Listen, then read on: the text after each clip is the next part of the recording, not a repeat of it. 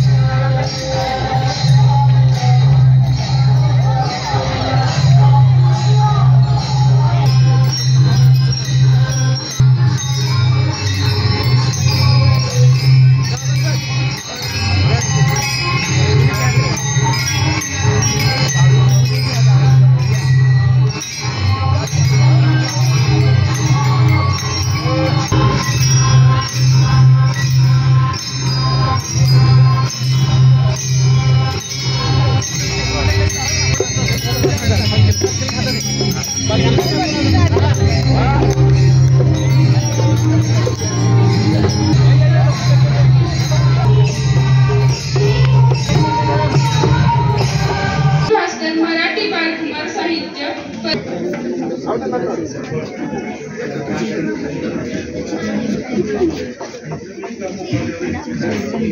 भागात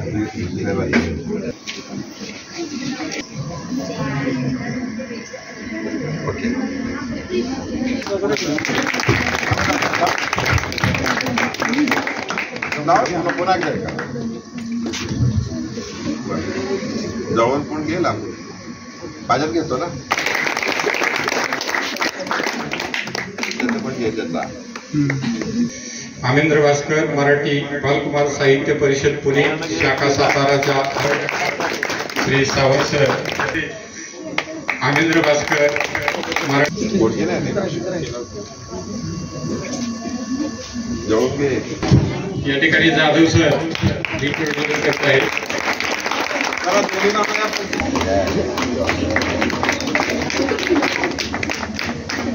जवळून घे बाबा या रस्त्याचे आपला कार्यक्रम तुमच्या नातेवाईकाला मराठी नाट्य परिषदेचे सातारा शाखेचे अध्यक्ष या ठिकाणी दीपप्रज्वलन करत आहेत त्यांचं आम्हाला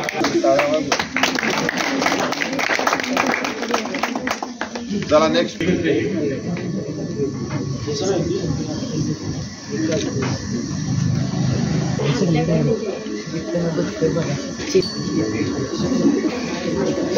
Hare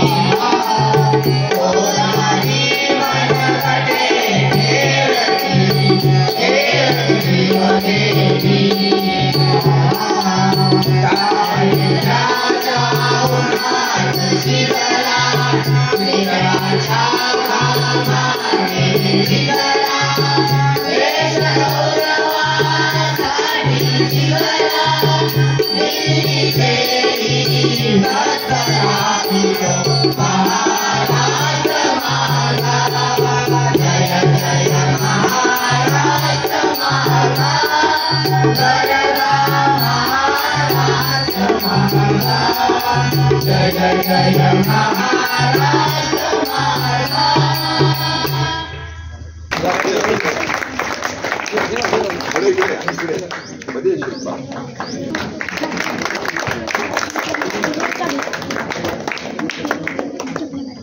जवळून पण घे.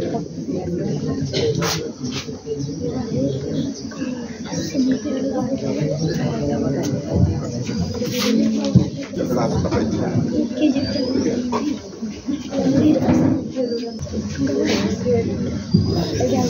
जवळून पण टाळ्या वाजवा, टाळ्या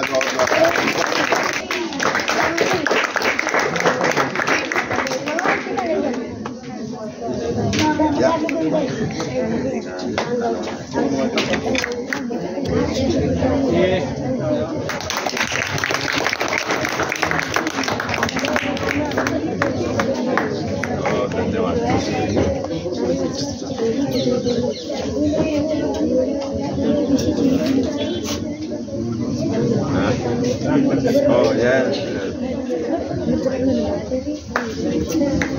यानंतर त्याचा फोटो घ्या. बरं, ह्याचा सत्कार गरुड साहेब या ठिकाणी करत आहे.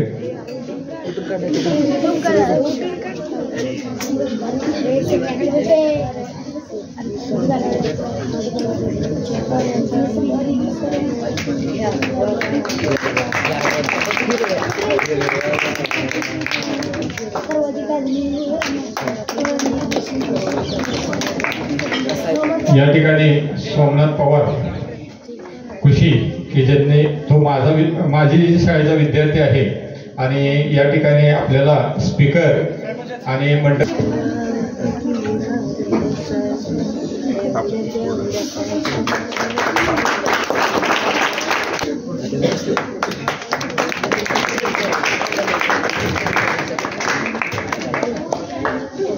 यानंतर जाधव सरांनी त्या ठिकाणी दासबोधचा पहिला भाग याचं त्या ठिकाणी श्रुतिलेखन आणि हस्तलेखन केलेलं आहे. ते या ठिकाणी प्रकाशन होत आहे.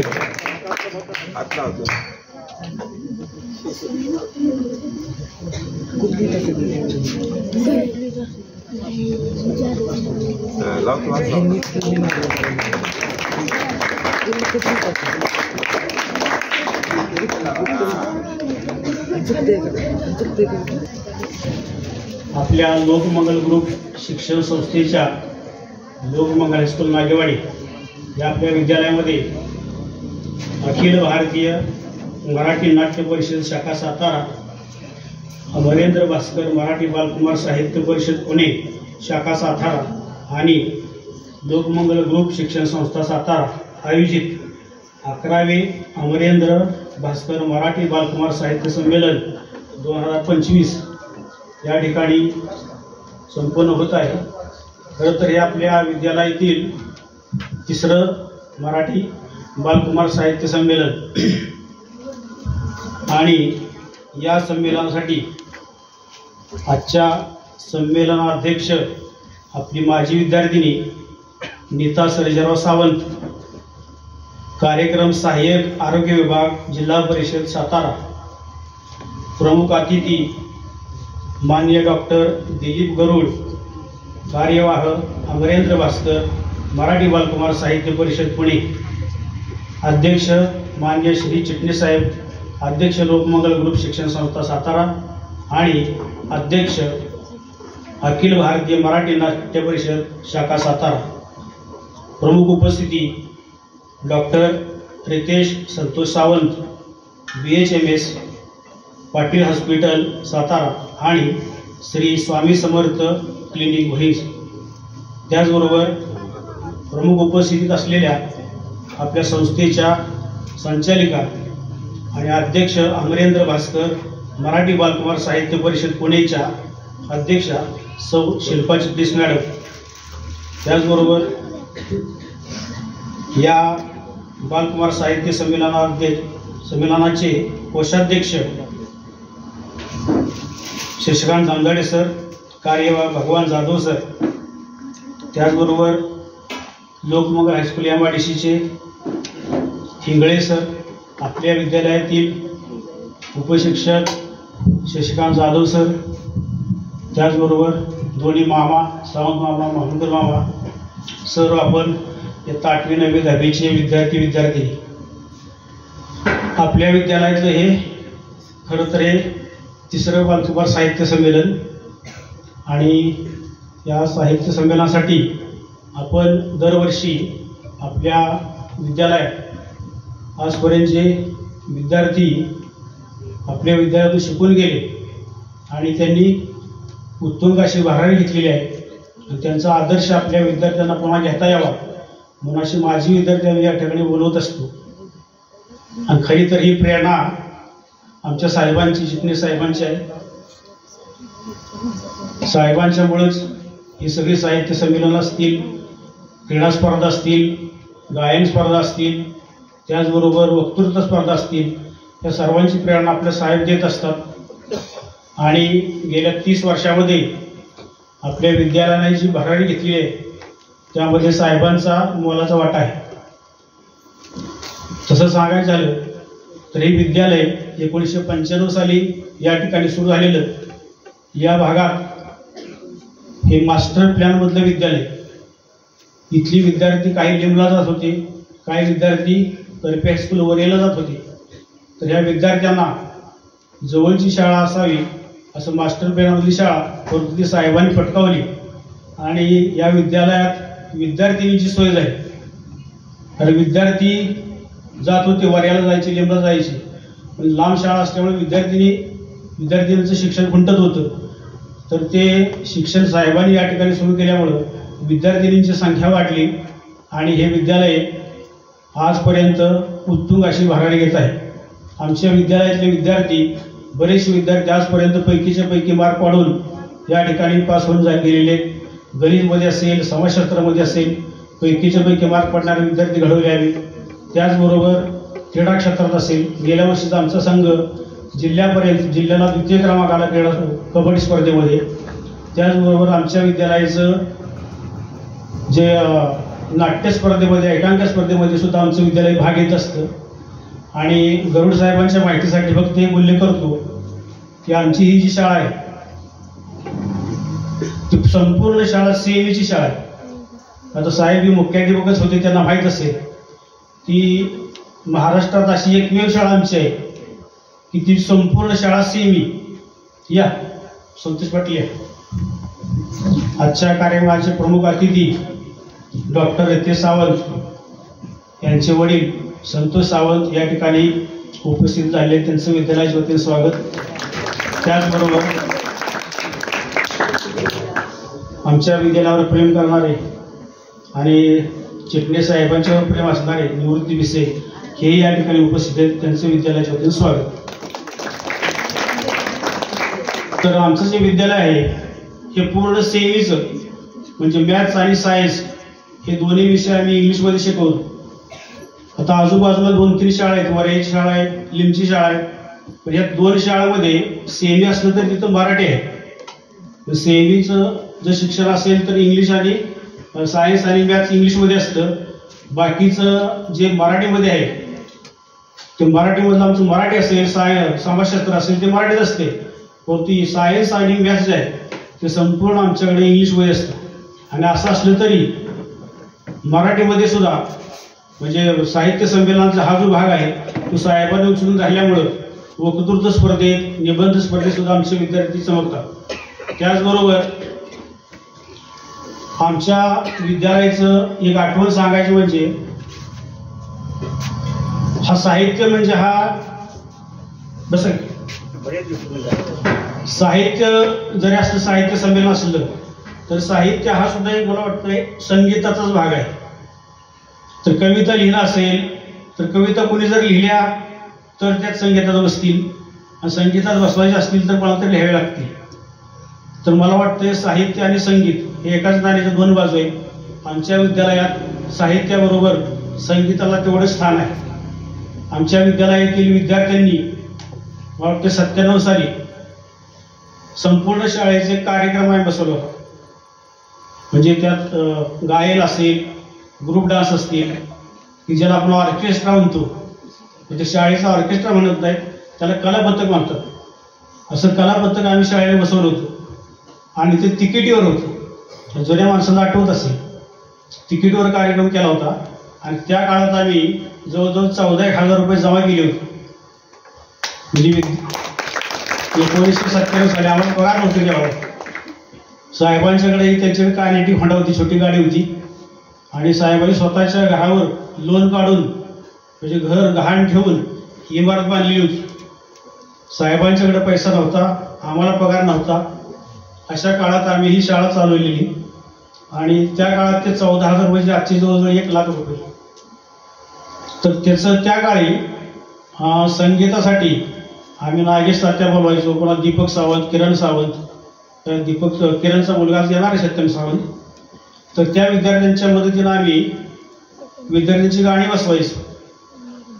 त्या काळात ग्रामस्थांनी आम्हाला सहकार्य केलं आणि इथं कनात टाकली होती. कनात ही कसं बांधलेस अशी 4 बाजून कनात होती आणि कनात बांधून त्या तिकीट काढून त्या प्रेक्षकांनी यायचं. तर अशा आठवणी आहेत. आणि खरं तर ही जे संगीत आहे हे साहेबांनी आम्हाला प्रोत्साहन दिलं. ग्रंथ महोत्सवात पूर्वी डान्स असायचे, तर डान्स आता तरी रेकॉर्ड असेल, पण पहिले आमची ते संगीत असायची. म्हणजे ते वाजवायचं, आम्ही गाणं म्हणायचं आणि ते विद्यार्थ्यांनी डान्स करायचा. तर त्या काळात जी साहेबांनी संधी दिली आणि आम्हाला प्रोत्साहन दिलं, तर खरोखर आम्ही साहेबांचे ऋणी आहोत. मला आठवते अजून. आता आज मला टेन्शन आलंय, तर ते वाजवून आलो, एक तर तोंडात थुंके नाही सगळे म्हणलो वाजवून. त्यामुळं माझी आठवण अशी प्रस्तावित करतोय 1995 ते जवळजवळ 2000 पर्यंत मी असं वाजवूनच प्रस्ताव करतो. नंतर तर गेले 10-15 वर्ष काय प्रस्ताव कधी करत नाही ते. पण ही ढोलकी आहे का नाही, अशी ढोलकी मी भाड्यानं आणायची लिंबातून. ते काय ते जागरण करणारे, ती जागरण करणाऱ्याच्या ढोलकी असायची. ती ढोलकी मी एक नारळ 11 रुपये भाड्यानं अशी ढोलकी आणायची. तो भाड्या दिवशी 11 रुपये आणि ते भाड्यानं आणायची. नंतर ते 11 रुपये 25 रुपये असं करत ते गेलं. आणि नंतर स्वतःच्या आमची शाळेची एक जुनी ढोलकी आम्ही घेतली. त्याच्यानंतर नागेवाडीचं ते सुभेदार सावंत त्यांचं काय पेटी तबला ते साहित्य खरेदी केलं. म्हणजे आमची भाड्याने ढोलकी आणून जी सुरू केलं आम्ही, त्याचपर्यंत आमचे 7-8 विद्यार्थी संगीत क्षेत्रात गेलेले. काही संगीत विशारद झाले. साहेबांच्या प्रेरणेने ते साहेब नेहमी उल्लेख करतात आमच्या मामूलकर मामांचा. म्हणजे आम्ही दुसरी पेटी वाजत बाहेरचे बोलवायचो. साहेब म्हटले तुमच्यात का काय करत नाही पण. त्यांनीच आमच्या शिपाई मामांना पेटी वाजवायला सांगितली. ती पेटी वाजवत तयार झाली. आज ती कीर्तनकार आहेत. म्हणजे गायक तर आहेतच, पेटी वादक आहेत, कीर्तनकार आहेत. आणि ही सगळी प्रेरणा आम्हाला साहेबांनी दिलेली आहे. तर पुन्हा एकदा सर्व उपस्थितांचं आणि आजचे जे पाहुणे आहेत, संमेलन अध्यक्ष नीता सावंत, त्याचबरोबर आपला माजी विद्यार्थी डॉक्टर रितेश सावंत, त्याचे वडील भगवान सावंत, संपूर्ण विद्यार्थिनी या सर्वांचं स्वागत करतो आणि माझं प्रस्ताव थांबवतो. धन्यवाद. गावातील ग्रामस्थ, निवृत्त सैनिक, निवृत्ती विषय यांचं स्वागत संस्थेचे अध्यक्ष माननीय चिटणीस साहेब यांनी करावं अशी मी त्यांची विनंती करतो.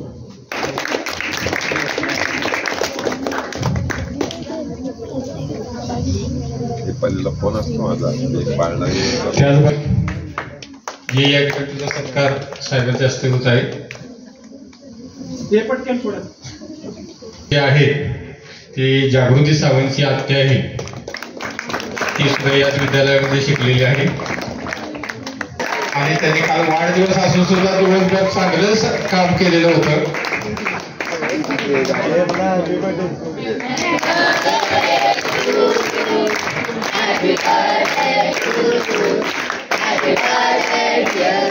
त्या ठिकाणी कॉम्पिटिशनला नीता उद्धव सावंत, मला पण पहिल्यांदा कळायचं नाही नीता सर्जेराव कुठली आणि नीता उद्धव कुठली. ते अध्यक्ष यांचं BA विद्यापीठामध्ये B.Litt आणि B.Ed हे PMET कॉलेज कोंढवा पुणे या ठिकाणी झालेलं आहे. त्या न्यू इंग्लिश स्कूल हडपसर या ठिकाणी 1 वर्ष माध्यमिक शिक्षिका म्हणून त्या ठिकाणी काम केलेलं होतं. त्यानंतर GS PM Senate public school Hadapsar Pune येथे त्या ठिकाणी 6 वर्षे ते मराठी हिंदी विषयाचं त्यांनी अध्यापन केलेलं आहे आणि सध्या त्या आरोग्य विभागामध्ये आरोग्य शाखा जिल्हा परिषद सातारा या ठिकाणी सहाय्यक या पदावर त्या ठिकाणी कार्यरत आहेत. यानंतर जो रितेश सावंत जो या विद्यालयाचा माजी विद्यार्थी आहे आणि महत्वाची अशी गोष्ट आहे की मगाशी पाटील सरांनी सांगितलं की सेमीची बॅच यांच्या बॅच पासून सुरू झालेली होती आणि यांची बॅच जी होती ती हरहुन्नरी बॅच होती. त्याला वर्ग शिक्षक म्हणून मी इयत्ता 8वी ते 10वी पर्यंत होतो. 8वी मध्ये असताना त्यांचं सोसायटी हे जे प्रथम नाटक बालनाट्य जे आपल्या विद्यालयाचं जे गेलं ते प्रथम नाटक हे त्यांचं होतं. बालनाट्य म्हणजे काय म्हणतात हे मला पण त्यावेळेला माहित नव्हतं. मी दिग्दर्शक होतो. एक पथनाट्याचं रूपांतर आम्ही बालनाट्यात करून ते बालनाट्य नेलेलं होतं आणि हे बालनाट्यामध्ये त्यांनी बुवाची भूमिका केलेली होती आणि त्यांच्या घराला बहुतेक कलेचा वारसा असावा कारण ते जी बहीण जी होती ऋतू या ऋतूने सुद्धा बालनाट्यात जे काम केलेलं होतं तिला उत्कृष्ट अभिनयाचं पारितोषिक आपल्या सातारामध्ये आणि पुण्यामध्ये सुद्धा त्या ठिकाणी त्यावेळेला मिळालेलं होतं. आणि दुसरी गोष्ट की धनगरी डान्स बसवलेला होता आणि या धनगरी डान्समध्ये त्याच वर्गातील विद्यालयांचा होता. त्यामध्ये सत्यम दुपारी येणार आहे तो पण त्या याच्यामध्ये डान्समध्ये होता. तर या धनगरी डान्सचा सातारा जिल्ह्यामध्ये प्रथम क्रमांक त्या ठिकाणी आलेला होता आणि सातारा जिल्ह्याच्या ग्रंथ महोत्सवामध्ये अख्ख्या जिल्ह्यामध्ये एवढ्या मोठमोठ्या शाळा होत्या पण त्या शाळेमध्ये पहिला क्रमांक मिळवणारी बॅच ती त्या ठिकाणी होती. असा हा विद्यार्थी की जो त्या ठिकाणी आता सध्या डॉक्टर आहे. त्याच्यानंतर आपल्या या कार्यक्रमाचे दुसरे प्रमुख अतिथी डॉक्टर दिलीप गरुड सर यांचं शिक्षण त्या ठिकाणी BSc MA आणि MA त्या ठिकाणी आहे. ते सेवानिवृत्त मुख्याध्यापक आहेत. कर्मवीर भाऊराव पाटील विद्यानिकेतन येरवडा पुणे या ठिकाणी त्यांनी 35 वर्ष अध्यापन केलेलं आहे. शिक्षण संक्रमणाचे ते संपादक आहेत. तसेच साने गुरुजी संस्कार साधना संस्थेचे त्या ठिकाणी ते अध्यक्ष आहेत. शिक्षकांच्यासाठी त्यांनी 300 पेक्षा जास्त अशी कथाकथन कार्यशाळा त्या ठिकाणी केलेला आहे आणि मुलांच्यासाठी महाराष्ट्रभर त्या ठिकाणी कथाकथन करतात. कालच त्यांच्या कथाकथनमध्ये दिनूची कथा त्या ठिकाणी आम्ही ऐकली आणि खरोखरच त्या ठिकाणी मनमोहित विद्यार्थी तिथले झालेले होते. तसेच तुम्ही सुद्धा त्यांची कथाकथन ऐकून नक्कीच मनमोहित व्हाल अशी मी त्या ठिकाणी अपेक्षा बाळगतो. यानंतर माननीय शिल्पा चिटणीस या ठिकाणी आपलं मनोगत व्यक्त करतील. आज 11वं अमरेंद्र भास्कर बालकुमार साहित्य संमेलन आपल्या नागेवाडीच्या शाळेत आज संपन्न होत आहे. कालच आपल्या MIDCच्या शाळेत पण झालेलं होतं. आज नागेवाडीच्या शाळेत संपन्न होत आहे. या कार्यक्रमासाठी आपण जे माजी विद्यार्थी आपले बोलवलेले आहेत पाहुणे तर प्रथम डॉक्टर रितेश सावंत, नीता सावंत तसेच आपल्या ग्रुपचे अध्यक्ष श्री चिटणीस, मुख्याध्यापक पाटील सर, पुण्याहून आपण ज्यांना बोलवलेलं आहे कार्यक्रमासाठी असे डॉक्टर दिलीप गरुड जे अमरेंद्र भास्कर मराठी साहित्य संस्था पुणेचे कार्यवाह आहेत. तर ते दिलीप गरुड साहेब तसंच आपल्या विद्यालयातील भगवान जाधव सर, दुसरे हिंदीचे जाधव सर, तसंच जमदाडे सर, व्यासपीठावर असणारे रितेश सावंत यांचे वडील सावंत सर, तसेच पिसे या सगळ्यांचं मी आणि विद्यार्थी, शिक्षक, पालक सर्वजण, मामा मामुलकर मामा, सावंत मामा आणि इंगळे सर सगळ्यांचं मी मनापासून स्वागत करते. तर आजच्या या कार्यक्रमासाठी आपला दरवर्षी आपण घेतो तुम्हाला माहिती आहे. भरपूर छान छान कार्यक्रम बसवलेले असतात जे तुम्हीच करता सादर. सगळे नृत्य असतं, कथाकथन असतं, मी वाचलेलं पुस्तक असतं, संगीताचा कार्यक्रम असतो, छोटी नाटकं असतात. तर सगळं जे कला संस्कृती जोपासण्याचं जे मुख्य कार्य आहे ते आपण करत असतो याच्या माध्यमातून. तर तुमच्यातल्या कला जे तुम्ही ज्या कला प्रत्येकाच्या अंगात आहेत त्या कशा विकसित होतील. कुणाला लेखनाची आवड आहे, किती मुलं छान छान मागच्या कार्यक्रमाला स्वतः स्वलिखित कविता सादर केलेल्या होत्या, तर कविता सादर करतात, छान कथाकथन करतात. गाणी म्हणतात, कविता गायन करतात आणि मी वाचलेल्या पुस्तकामध्ये सादर करतात इथं. तर खूप छान नागेवाडीच्या विद्यार्थ्यांमध्ये या कला जास्तीत जास्त दिसून येतात आणि तेवढ्याच उत्साहात ते इथं सादर करत असतात. तर हेच आपलं जे आपण संमेलन घेतो तो आपला हेतू आहे की या कला विकसित झाल्या पाहिजेत. नुसतं आपण बसतो, कार्यक्रम ऐकतो, आनंद घेतो, त्या दिवसापुरता विसरून जातो, असं आपल्याला अजिबात करायचं नाहीये. तर पाहुण्यांचं जे आपल्याला मार्गदर्शन असतं तर ते नक्की त्यांनी काय सांगितलेलं आहे आपल्याला ते आपण नोट डाऊन करून ठेवायचं असतं की नक्की आपण काय केलं पाहिजे, त्यांच्याकडचे कुठले गुण आपल्याला घेता येतील किंवा त्यांनी काय सांगितलंय आपल्याला आज या संमेलनाच्या निमित्ताने. तर हे सगळं आपण तुम्ही विद्यार्थ्यांनी नक्की लक्षात ठेवा. नुसतं संमेलन आपण घेत नाही तर आपल्याला त्याचा काहीतरी चांगला दीर्घकाळ फायदा झाला पाहिजे. आपण जे विद्यार्थी आपले माजी विद्यार्थी बोलवलेले आहेत त्यांच्याकडूनही तुम्हाला कळेल की आज ते एवढं छान काम करतात समाजामध्ये, चांगले नागरिक म्हणून आज ते काम करतात आणि त्यांना आपल्या शाळेची जाण आहे की जिथं मला चांगले संस्कार मिळाले त्यामुळं आम्हाला आता त्याचा फायदा होतोय. तर हे त्यांच्या मनोगतातून तुम्हाला कळेलच. आज आपण सावित्रीबाई फुले यांना मगाशी आता अभिवादन केलेलं आहे. मला आता त्या निमित्ताने आठवलं की आम्ही 11वीत असताना कान्हेरेबाई होत्या कन्याशाळेतल्या, त्यांनी संगीतिका बसवलेली होती. संगीत सावित्री हे संगीत नाटक बसवलेलं होतं. त्यांच्या मिस्टरांनीच ते लिहिलेलं होतं आणि त्यांनी बसवलं होतं मॅडमनी त्या. तर त्याच्यामध्ये सावित्रीबाई फुलेंची भूमिका मी केलेली होती आणि खूप सुंदर गाणी आम्ही त्याच्यामध्ये, संगीत नाटकच होतं त्यामुळे ते आज मला आठवण आली. पुण्याला टिळक स्मारक मध्ये आम्ही त्या काळामध्ये म्हणजे 1981 साली आम्ही ते सादर केलेलं होतं टिळक स्मारक मध्ये, इतक्या वर्षांपूर्वी. तर ते मला तिथं सादरीकरण जे केलेलं होतं ते आजही आठवते. खूप सुंदर एका संगीतिका बसवलेली होती सावित्रीबाई फुलेंची. तर तुम्ही सुद्धा सावित्रीबाई फुलेंची त्यांच्यामुळं आज मुली इथं अशा प्रकारे आपण शिक्षण घेऊ शकतोय. चांगल्या प्रकारे समाजात आपल्याला शिक्षणामुळं मान मिळालेला आहे, आपल्यात ती जाणीव झालेली आहे. तर आपण त्यांचं ऋण हे कायम मानलंच पाहिजे. त्यांना मी पुन्हा एकदा अभिवादन करते.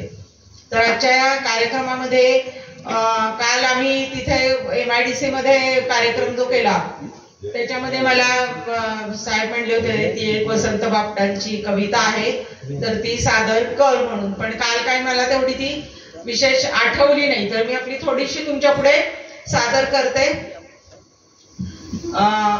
वसंत बापट हे कवी ऐकलंय ना, नाव ऐकलंय की नाही? तर वसंत बापट हे जे कवी, साहित्यिक कवी, तर त्यांची एक छोटीशी शेजारी राहणारी मुलगी मैत्रीण होती. म्हणजे ते मोठे होते पण मुलगी छोटीशी होती ती. तर वसंत बापट एवढ्या कविता लिहायचे, लेखन करायचे, तर ती म्हणायची की तुम्ही एवढे माझे मित्र म्हणताय पण माझ्यावर तुम्ही काहीच केलेलं नाहीये, माझ्यासाठी काहीच लिहिलं नाहीये. तर तिचा एक तो बालहट्ट होता.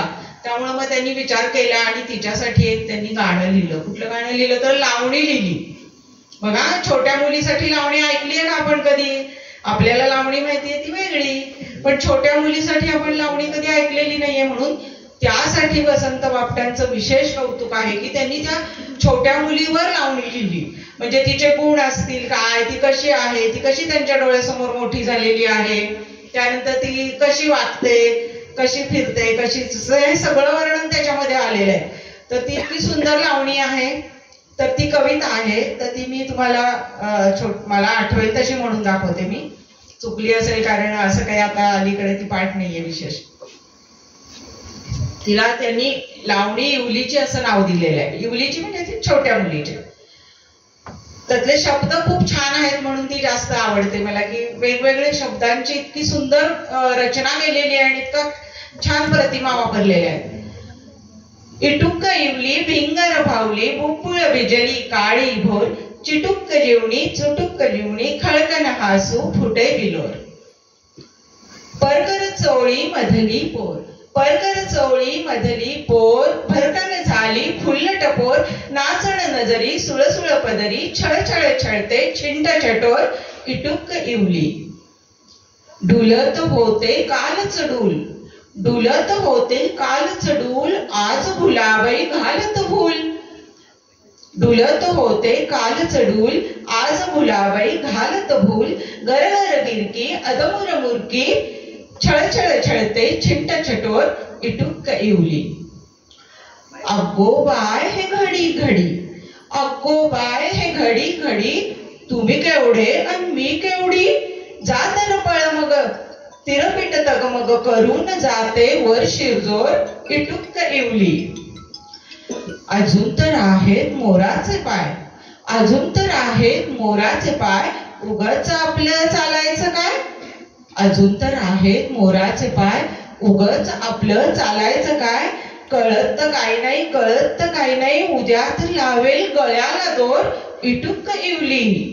इटुक्क इवली भिंगर भावली, बोपळ बिजली काळी भोर, चिटुक्क चिमणी चुटुक्क जिवणी, खळकन हासू फुटे बिलोर इटुक्क इवली.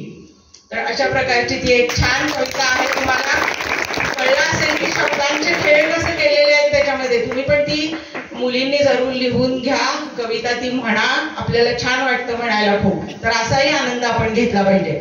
तर आजच्या या संमेलनाच्या निमित्ताने आज आपण सगळ्या कार्यक्रमांचा आस्वाद घेणार आहे आणि इथं आलेल्या पाहुण्यांचे मी आणि शाळेचे मुख्याध्यापक शिक्षक यांचे पुन्हा एकदा आभार मानते. धन्यवाद.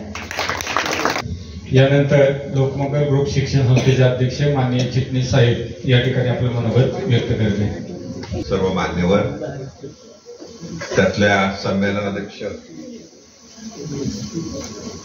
नीता सावंत. नीता सावंत मला अजून एक नीता सावंत मुलगी आपल्या शाळेमध्ये होती, मला ती आठवत, तर मला माझ्या लक्षात नाही आलं पहिल्यांदा ते. ही सिनियर नीता सावंत आहे. म्हणजे ज्या वेळेला मी ज्या शाळेमध्ये येत नव्हतो त्यावेळेला मला कळतच नव्हतं. शाळा काढल्या, चालू केल्या, शाळा कुणासाठी आहेत, विशेषतः आपण काय काम करायचं त्या काळात विशेष कळत नव्हतं. त्यावेळीची ही विद्यार्थिनी आहे नीता सावंत. आणि मी अजून माहिती नाही घेतली, पण मी नक्की तिच्यावर लिहिन, कारण तिने बीकॉम यशवंतराव चव्हाण मुक्त विद्यापीठात केलं. याचा अर्थ ती कॉलेजला गेलेली नाही. हा, ती BA केलं पहिल्यांदा आणि साईड बाय साईड बीकॉम केलं. आणि तेवढ्या ती थांबली नाही, तिने MA केलं. हडपसरच्या शाळेमध्ये होती. तिने काही परीक्षा दिल्या असाव्यात, जिल्हा परिषदेमध्ये ज्या अर्थी ती लागलेली आहे तर त्या तिने परीक्षा दिलेल्या आहेत. तिचा जो बायोडेटा आहे तो आपल्यासाठी फार महत्वाचा. काय आहे तर ज्या काळात ती आपल्या शाळेमध्ये होती, ती 99ला पास आउट झाली, 97, 98, 99, त्या काळामध्ये नागेवाडी कृषी मधल्या मुली शक्यतो 7वीतनं शाळा सोडायची अशी परिस्थिती त्यावेळेला होती. परंतु या शाळेमध्ये तिने ज्या काळामध्ये शिक्षण घेतलं आणि नंतर शिक्षण घेतलं तो काळ आणि आत्ताचा काळ फार फरक आहे. जसं आता चिटणीस मॅडमनी सांगितलं, सावित्रीबाई फुलेमुळं आपल्याला संधी मिळाली, तसंच आपल्याला हे मान्य केलं पाहिजे. इंग्रजांच्या ज्या शाळा इथं होत्या, मिशनरी स्कूल होत्या, विठ्ठलरामजी शिंदेची बहीण जानक्का शिंदे शिकली, ह्या स्कूलचा उपयोग झाला. म्हणजे इंग्रजांचं राज्य आपल्यावर जे होतं त्याचा शिक्षणाला पण उपयोग झाला, विशेषतः मुलींच्या शिक्षणाला उपयोग झाला. हे पण आपल्याला हळूहळू अभ्यासामधनं माहिती पाहिजे. दुसरे जे संतोष सावंतचा मुलगा, तो काय मला आता आठवतोय, फारच भारी शिकलाय तो, आता छान झालाय, जे भारी होता तो त्यावेळेला शाळेमध्ये, फार मला अजून आठवतोय तो रितेश. पण हे जे संमेलन आहे ते फार महत्वाचं आहे. म्हणून हा प्रयोग आपण जो गेली 3 वर्ष करतोय त्याचा उपयोग तुम्हाला होणार आहे. आता बघा, चिटणीस मॅडमने कविता म्हटली होय की नाही, तर माझी पंचायत झाली, कारण माझ्या कविता पाठ होत नाही. शाळेमध्ये मी कविता म्हटल्या नाहीत, शाळेमध्ये भाषण केलं नाही. तिच्या उलट चिटणीस मॅडमने काय केलं, शाळेत भाषण केलं, रांगोळी काढली, नाटकात काम केलं. जे जे तुम्ही करताय ते तिला करायला मिळालं, मला नाही मिळालं. परिस्थिती नाही मिळालं म्हणा, आणि काय मला ते लक्षात नाही आलं, पण नाही मिळालं. पण आज समजा चिटणीस मॅडम कुठेही गेल्या आणि नुसती एक कविता सादर केली, लगेच फेमस होतात का नाही? कसली भारी कविता आहे बघा. आपल्याला म्हणायला पण अडचण होती, आपल्याला म्हणायला येत नाही, पण ती कशी चिटुकली फिटुकली मला आता काय लक्षात येईना थोडक्यात. म्हणजे पण माझ्या लक्षात आलं की माझी पाठच नाही होणार. माझी जर गणपतीची आरती व्यवस्थित पाठ होत नाही, ही कविता कशी पाठ होईल? पण पाठ होत नाही म्हणजे काय, तर आपण शाळेच्या जीवनामध्ये ते झालं नाही. आणि आपल्या नशिबाने आपल्या शाळा जी आहे ही माझी सगळ्यात आवडती शाळा आहे. त्याचं कारण असं विद्यार्थी फार भारी आहेत, पण त्या विद्यार्थिनीने 10वी नंतर थांबू नये.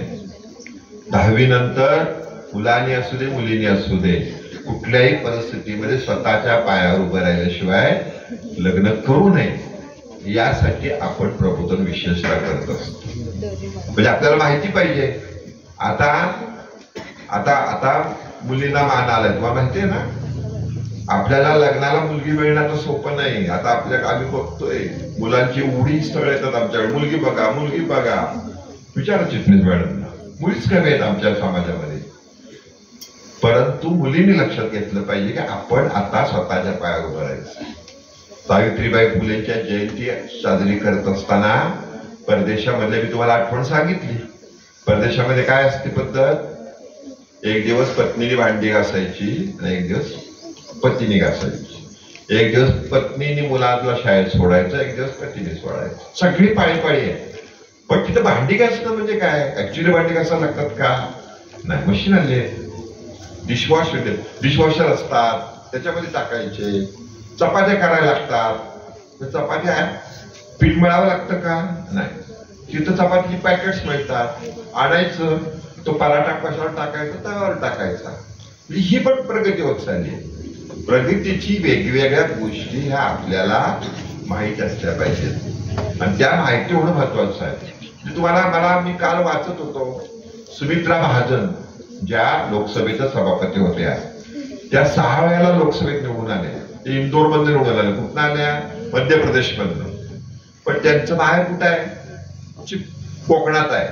तर मी कालच फोटो बघत होतो, त्या कोकणातल्या शाळेतला नाटकातला काम करणारा फोटो त्याच्यामध्ये आहे. आणि माझ्या लक्षात आलं, अरे हे आपल्या शाळेत होऊ शकतंय. आपल्या शाळेतल्या मुली खासदार होऊ शकतात, कारण त्यांनी नाटकात काम केलंय, त्यांनी वक्तृत्व स्पर्धेत भाग घेतलाय, त्यांनी मी वाचलेल्या पुस्तकावर ते बोलतात, त्यांनी वाचन संस्कृती जोपासले. फक्त त्यांना काय करायचंय, तर त्यांना आज जसं आपल्या शाळेमध्ये संमेलनाध्यक्ष नीता सावंत आहेत का नाही, तशी जिद्द ठेवायची. नीता सावंत सारखी विद्यार्थिनी 99 साली 10वी पास झालेली जर जिद्द ठेवती तर तुम्हाला किती संधी आल्यात. त्याला आम्हाला लक्षात येत नव्हतं शाळेमध्ये काय काय अजून शिकवायचंय, वेगळं काय तुमच्याकडनं करून घ्यायचंय. परंतु ते महत्वाचं आहे.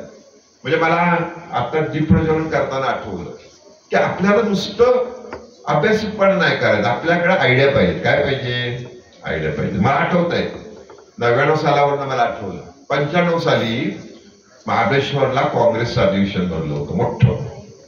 आणि आम्ही त्याच्या यंत्रणेमध्ये होतो. शरद पवार किंवा सगळे आले होते. तेव्हा अभयसिंहराजे भोसले मिनिस्टर होते आणि आम्ही यंत्रणेमध्ये होतो. आणि मग माझ्या लक्षात आलं की आपल्याला आयडिया काहीतरी केली पाहिजे. मी काय मागून घेतलं असेल काम, मी मेणबत्ती माझ्याकडे ठेवली. पहिल्यांदा खिशात काय केलं, मेणबत्ती ठेवली. दीपप्रज्वलन करणार ना शरद पवार, करणार का नाही. मेणबत्ती कुणाच्या खिशात, माझ्या खिशात. मी नाही दिली कोणाला. मी मेणबत्ती घेऊन जावं म्हणणार, कोण गेलं तिथं, मी गेलो. महाराष्ट्रात सगळ्या फोटो मध्ये शरद पवार शेजारी कोण आहे, शिरीष.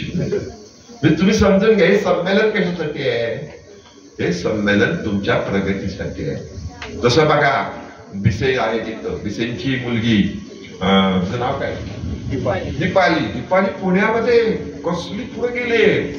तिने आता वेगळं एक पाळणाघर टाईप चालू केलेलं आहे. पुण्यामध्ये एवढ्या संधी आहेत की तुम्हाला काही करता येत नाही. पुणे किती आहेत ना, आपण एक उडी मारली पुण्यात जातो. गुजरात मध्ये उडी मारायला किती उड्या मारायला लागतात. जम्मू काश्मीरमध्ये येणाऱ्या मुलाला किती उड्या मारायला लागतात. मराठवाडा विदर्भामध्ये आपण किती चांगल्या पट्ट्यात आहोत. त्यामुळे आपल्याला हे सगळं जे आहे हे सगळं मिळण्यासाठी संमेलन आहे. आपण काय केलं, गॅदरिंग प्रकार बंद केला. आपण यामधनं तुम्हाला डेव्हलप करतो. म्हणजे आज बघितलं आपण आपल्या शाळेमध्ये आत्ताच मागच्या वर्षी पौर्णिमा साळुंखे घेऊन गेली. ती काय झाली, सहप्राध्यापक झाली.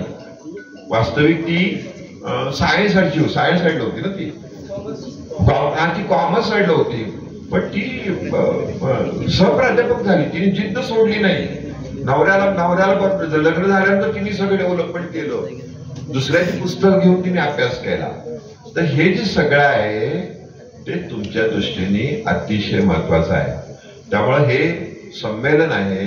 या संमेलनामध्ये गरुड साहेब बोलणार आहेत, तुम्हाला अतिशय छानपैकी गोष्ट सांगतील. त्याच्यानंतर दोघंही बोलणार आहेत. त्या ठिकाणी निवृत्ती बिसे आले, संतोष सावंत आले, आपण सगळेजण आहात.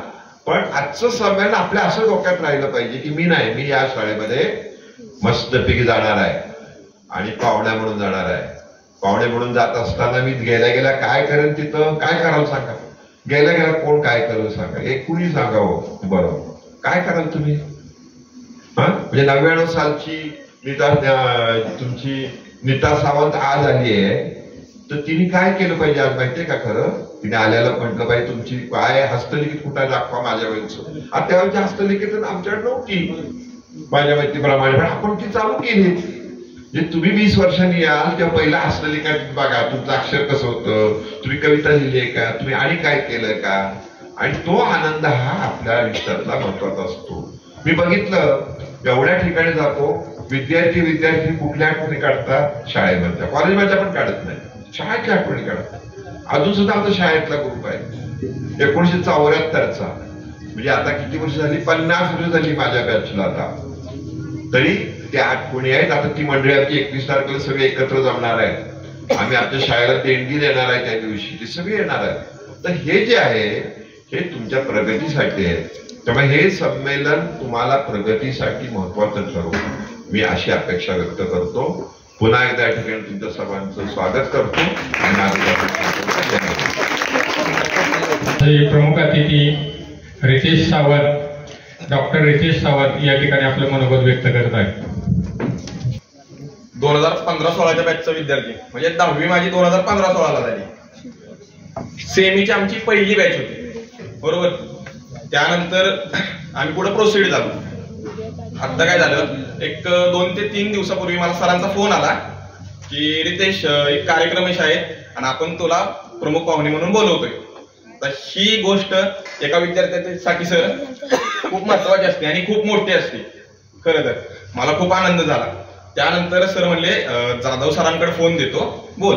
जाधव सरांनी पहिल्यांदा फोन घेतला आणि मला विचारलं ओळखलास का आवाज? सर तुम्ही शिकवलेल्या 12माही नद्या, हिमालयीन नद्या 12माही का वाहतात आणि उंट सफरी अजूनही माझं तोंड पाठ आहे, तुमचे आहेत ते शब्द सगळे कानावर पडतात, तर तुमचा आवाज विसरणं शक्यच नाहीये. दुसरी गोष्ट म्हणजे आता सर म्हणले की रितेश तुला थोडंफार बोलावं लागेल, पण ठीक आहे. पण माझ्या मनात एक भीती होती, बाबा आपण साहेब येणार आहेत तर आपण काय बोलणार, बरोबर. तर सरांचं असं म्हणणं होतं की तू टेन्शन घेऊ नको, मी तुला शिकवतो. म्हणजे आजही इथल्या शिक्षकांचं आणि माझं नातं आहे तसंच आहे, एक शिक्षक आणि विद्यार्थ्याचं नातं.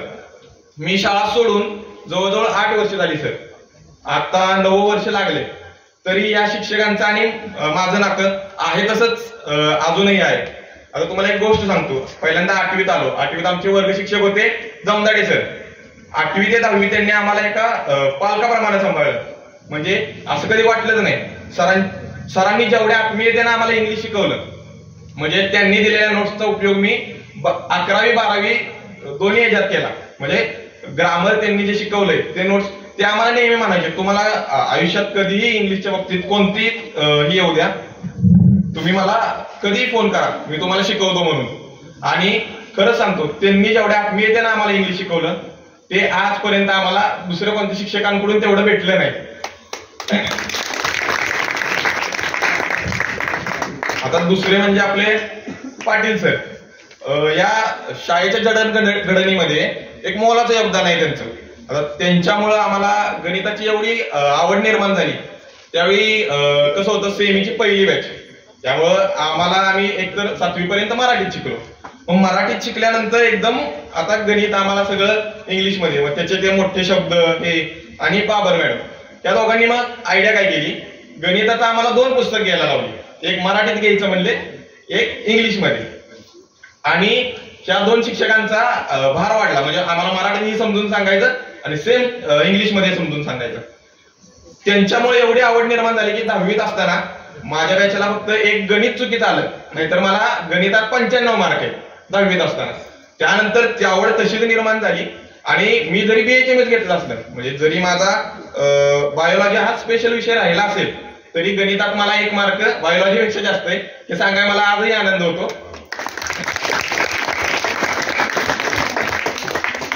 त्यानंतर मराठीचे सर आम्हाला मराठी संदर्भाचं स्पष्टीकरण सगळं तर एकदम भारी शिकवायचे. पण सगळ्यात महत्वाचं काय, वर्गावर आले आणि कधी भूगोलाचा तास झाला म्हणायचे भूगोलाचं पुस्तक उघडू नका, मी तुम्हाला शिकवतो. आणि त्यांनी शिकवलेलं अजूनही लक्षात आहे. प्रत्येक गोष्ट म्हणजे 12 नद्या असतील, उंट सोपरे असतील, हे सगळं आमचं तोंडपाठच करून घेतलं. विदाऊट पुस्तक शिकवायचे सर आल्यानंतर. त्यानंतर जाधव सरांनी हिंदी इतिहास तर शिकवला, पण त्यापेक्षा देशभक्ती आणि राष्ट्रभक्ती स्काउट गाईडचे शिक्षण ते घ्यायचं, आमचं सगळी प्रॅक्टिस करून घ्यायचे.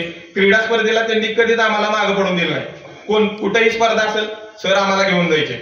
आणि एक सरांकडे बघून आजही आम्हाला असं वाटतं की एक नागरिक कसा असावा किंवा देशभक्त कसा असावा. अजूनही सर तुम्हाला सांगतो की जरी वंदे मातरम किंवा राष्ट्रगीत चालू असेल तरी थोडं सुद्धा इकडे तिकडे हालत नाही, अजूनही तसंच उभं राहतो.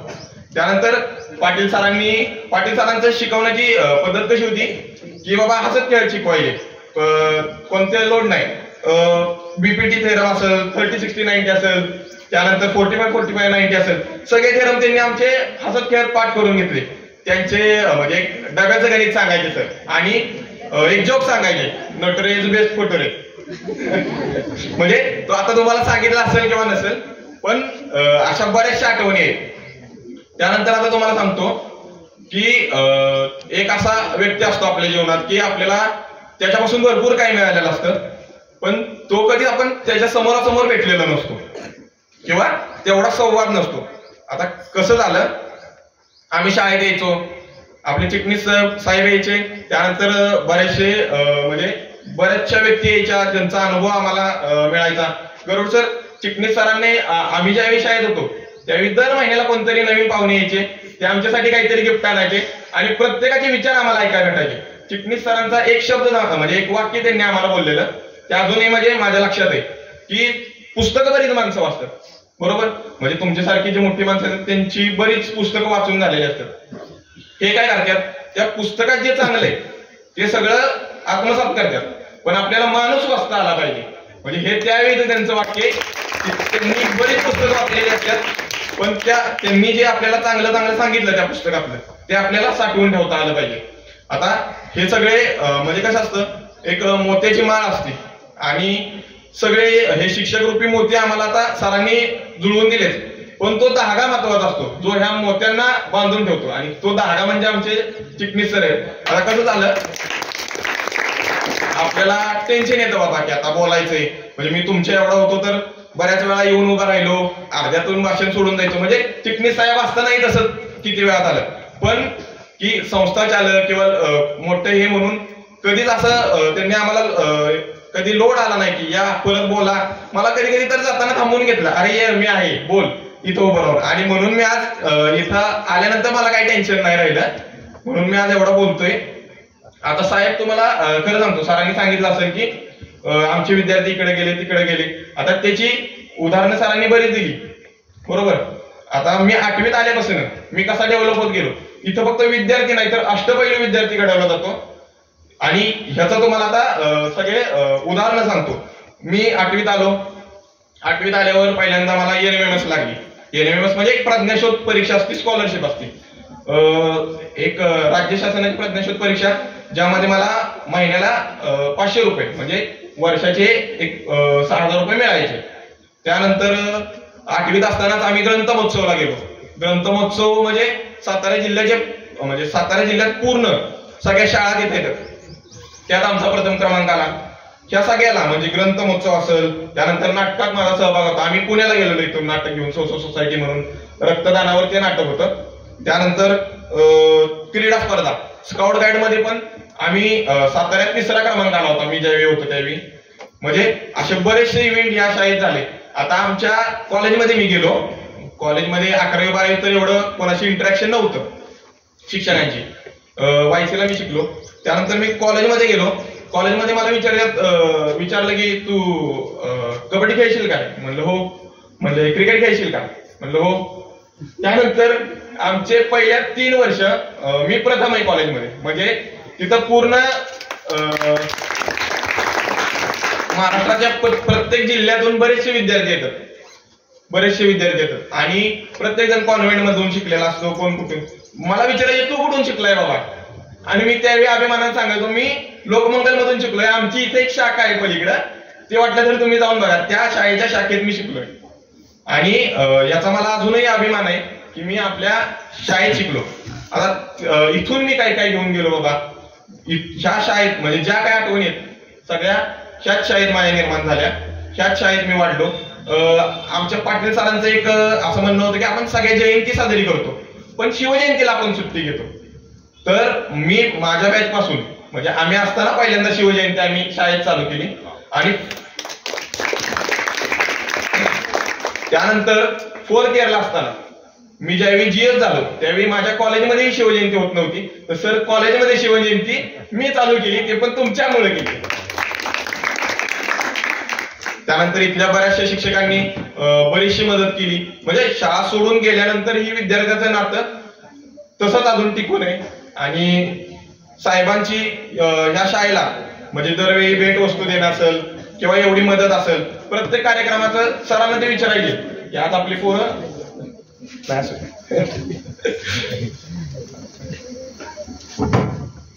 की बाबा आपले विद्यार्थी कुठे आहेत, आता आपण जाणार आहे का, ग्रंथ महोत्सव ह्या तारखेला आहे, साहेब अगोदरच येऊन सांगायचे.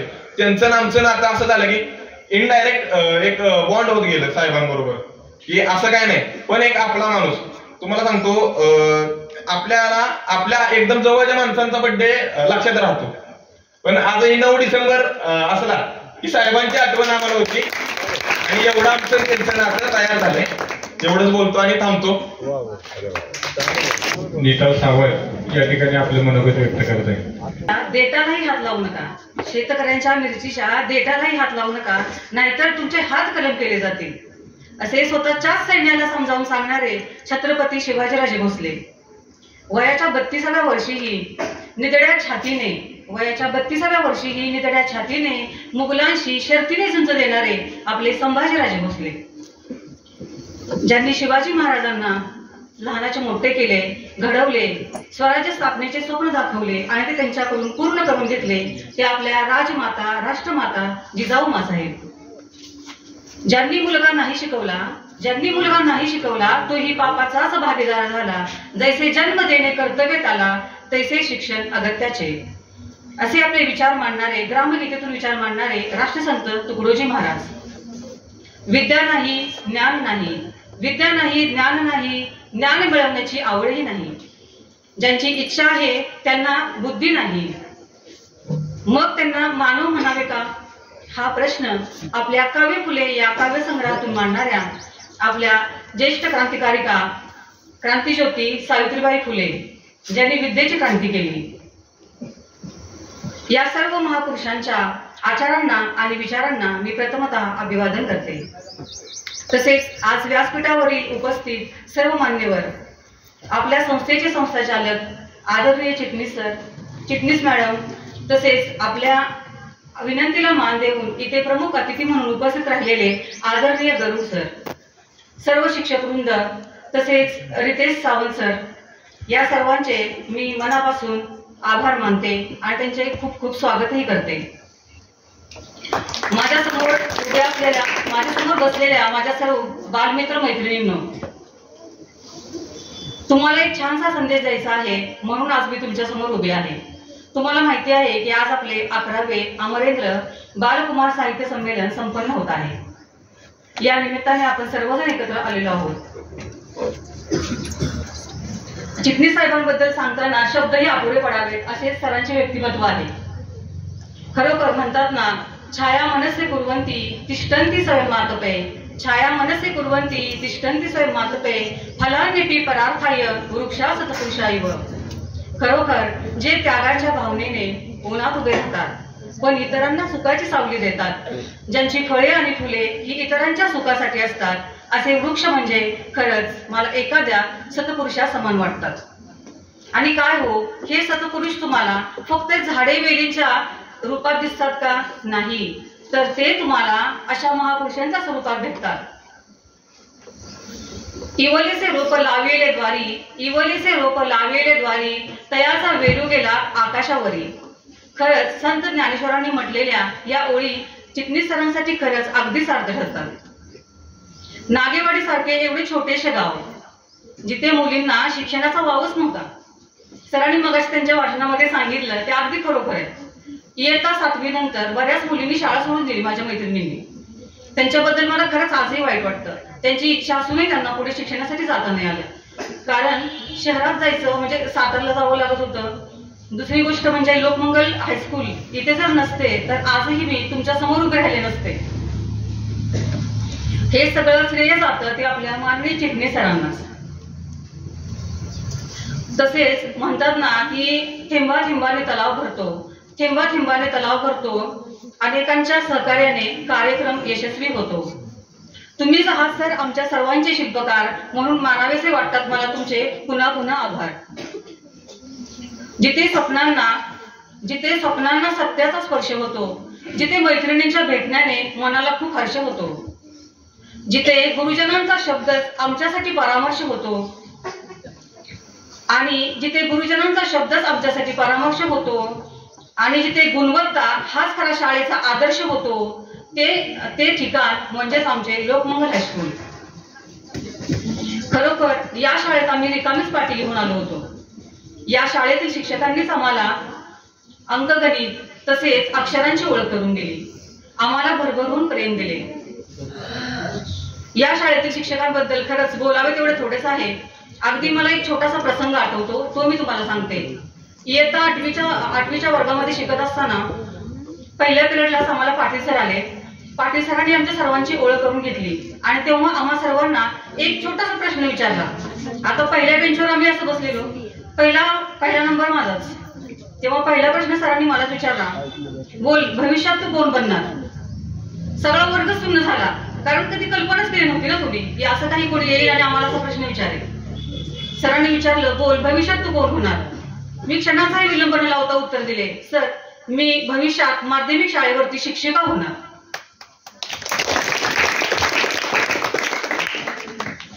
तुम्हाला खरंच आश्चर्य वाटेल, पण माध्यमिक शाळेवरची शिक्षिका का, म्हणजे हा विचार माझ्या मनात आला कुठून. कारण विद्यार्थी खरंच शिक्षकांना खूप फॉलो करत असतात. त्यांच्या प्रत्येक बारीक गोष्टींकडे विद्यार्थ्यांची नजर असते. आणि म्हणजे ही इच्छा निर्माण झाली कुणामुळे, तर जे रंजना गांजाल्यांच्या भावना जाणणाऱ्या कृतिशील व्यक्तिमत्व असणाऱ्या आपल्या आदरणीय बाबर मॅडममुळे. खरंच मॅडमकडून खूप आदर्श घ्यावा असेच मॅडमचे विचार होते. एक आदर्श पत्नी, एक आदर्श माता, एक आदर्श शिक्षिका, आदर्श मुख्याध्यापिका म्हणून मॅडमचा गौरव करावा तेवढा खरंच थोडाच आहे. मॅडम नेहमी म्हणायच्या की विज्ञानानेच क्रांती, विज्ञानानेच प्रगती, विज्ञानाचा नवा ध्यास विज्ञानानेच होतो या देशाचा विकास. 28 फेब्रुवारीला मॅडमनी विज्ञान दिन साजरा केला आणि आमच्यातील खरे संशोधक जागे झाले. आदरणीय पाटील सरांबद्दल तर बोलावे तेवढे थोडेच आहे. तुम्हाला सर्वांना परिचित आहेतच. अगदी प्रसन्न आणि रुबाबदार व्यक्तिमत्व, ज्यांचे नेतृत्व शानदार, वागणे रुबाबदार आणि अष्टपैलू व्यक्तिमत्व. म्हणजे अगदी गणित असो किंवा संगीत, क्रीडा असो किंवा मराठी, सर्व विषयात पारंगत असलेले आपले आदरणीय पाटील सर. शाळेच्या मुख्याध्यापकांवर बऱ्या प्रमाणात शाळेचे यश अवलंबून असते आणि सरांचे व्यक्तिमत्वच आहे अष्टपैलू, त्यामुळे काही म्हणजे शाळेला काही कमीच पडणार नाही याचा आम्हाला पूर्ण विश्वास. तसेच म्हणतात ना की गणित विषय खूप अवघड असतो, पण गणित सारखा विषय सुद्धा सरांनी आम्हाला खरंच खूप सोप्या भाषेत समजावून सांगितला. त्यामुळे गणित विषयाची भीतीच आमच्या मनातून निघून गेली. आणि जमदाडे सरांबद्दलही काय सांगावं, इंग्रजी ही अशी भाषा आहे की ती पूर्ण विश्वातील लोकांना जोडून ठेवते. आणि सरांबद्दलही एक छोटासा प्रसंग सांगावासा वाटतो. जेव्हा इथून 10वी पास झाल्यानंतर आम्ही कॉमर्सचे शिक्षण घेण्यासाठी महाराजा सयाजीराव विद्यालयात प्रवेश घेतला, तेव्हा 6माही परीक्षा झाली. 6माही परीक्षेमध्ये आर्ट्स कॉमर्स एकत्र 84 विद्यार्थ्यांपैकी फक्त 2च विद्यार्थी इंग्रजी विषयात पास झाले होते आणि त्यामध्ये पहिला नंबर माझा होता. तेव्हा माझ्या मैत्रिणींनी मला विचारले, अगं इतका अवघड पेपर होता, तरी पण तुला इंग्रजी विषयात तुझा पहिला नंबर कसा, किंवा तुला एवढे चांगले मार्क्स कसे काय? इतर विद्यार्थी सगळे नापास झाले. मी अभिमानाने सांगितलं की हो, हे सगळं श्रेय जातं आमच्या शाळेतील जमदाडे सरांना, कारण त्यांनी आम्हाला ग्रामर शिकवलं होतं की सर्वांसाठी तो पेपर अवघड असूनही माझ्यासाठी मात्र तो पेपर सोपा होता. आणि आजही सर तुम्ही शिकवलेले नियम आम्ही आजही विसरलेलो नाहीये. म्हणून जमदाडे सरांबद्दल मला एवढं बोलावंसं वाटतं की तुमच्या प्रयत्नांना लाभावी यशाची सोनेरी किनार, तुमच्या प्रयत्नांना लाभावी यशाची सोनेरी किनार. विद्यार्थ्यांनी घ्यावेत तुमचे आदर्श आणि संस्कार, आणि संपूर्ण विश्वाने करावा तुमचा जय जयकार, संपूर्ण विश्वाने करावा तुमचा जय जयकार.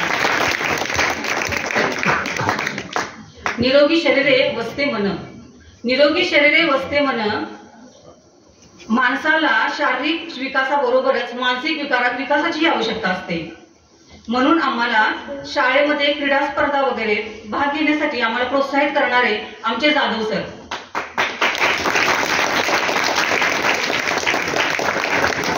अतिशय शांत, संयमी आणि सहनशील व्यक्तिमत्व. कधीही आम्ही कोणताही प्रश्न विचारू द्या, त्याचं उत्तर सरांकडे तयारच. आणि कसलंही दडपण न आणता आम्ही सरांच्या समोर जायचो, सरांना प्रश्न विचारायचो, आणि सरही क्षणाचाही विलंब न लावता त्याचे तात्काळ उत्तर द्यायचे. म्हणजे अगदी सर्वांना आवडते असणारे जाधव सर.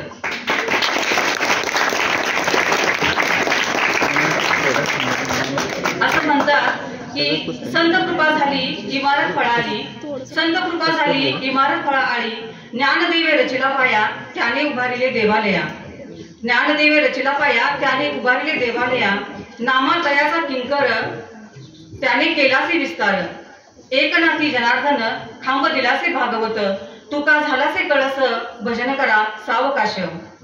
खरोखर पाश्चात्य संस्कृती आणि पौरात्य संस्कृती यांचा समन्वय जर तुम्हाला साधायचा असेल ना, तर तुम्हाला मराठी भाषेचा गौरव असलाच पाहिजे.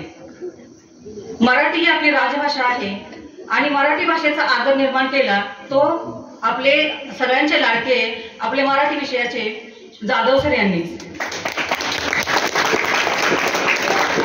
माणसाला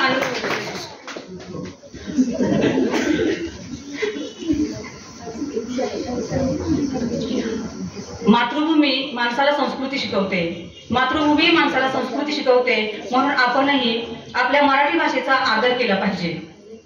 आणि म्हणून सरांबद्दलही बोलताना असे वाटते, दिव्यत्वाची जेथे प्रचिती तेथे कर माझे जुळती, दिव्यत्वाची जेथे प्रचिती तेथे कर माझे जुळती. खरोखर या शाळेमुळेच आमचा सर्वांगीण विकास झाला. आम्ही आज जे काही आहोत ते ह्या शाळेमुळेच. या शाळेनेच आम्हाला भरभरून ज्ञान दिलंय. आणि म्हणतात ना की परीस कसा असतो, खरंच परीस कसा असतो आम्ही नाही पाहिलं, पण आमच्या जीवनरूपी लोखंडाचे सोने येथील शिक्षकांनी म्हणजे परिसांनीच केले आणि आम्हाला उजळून टाकले. त्याबद्दल सर्व शिक्षकांचे मी खरंच आभार मानते.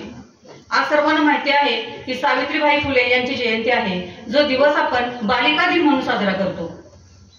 दगडगोटे तसेच शेणाचे गोळे ह्या सर्वांचे हे सर्व पचवूनही सावित्रीबाई फुलेंनी आपले शिक्षणाचे कार्य केले.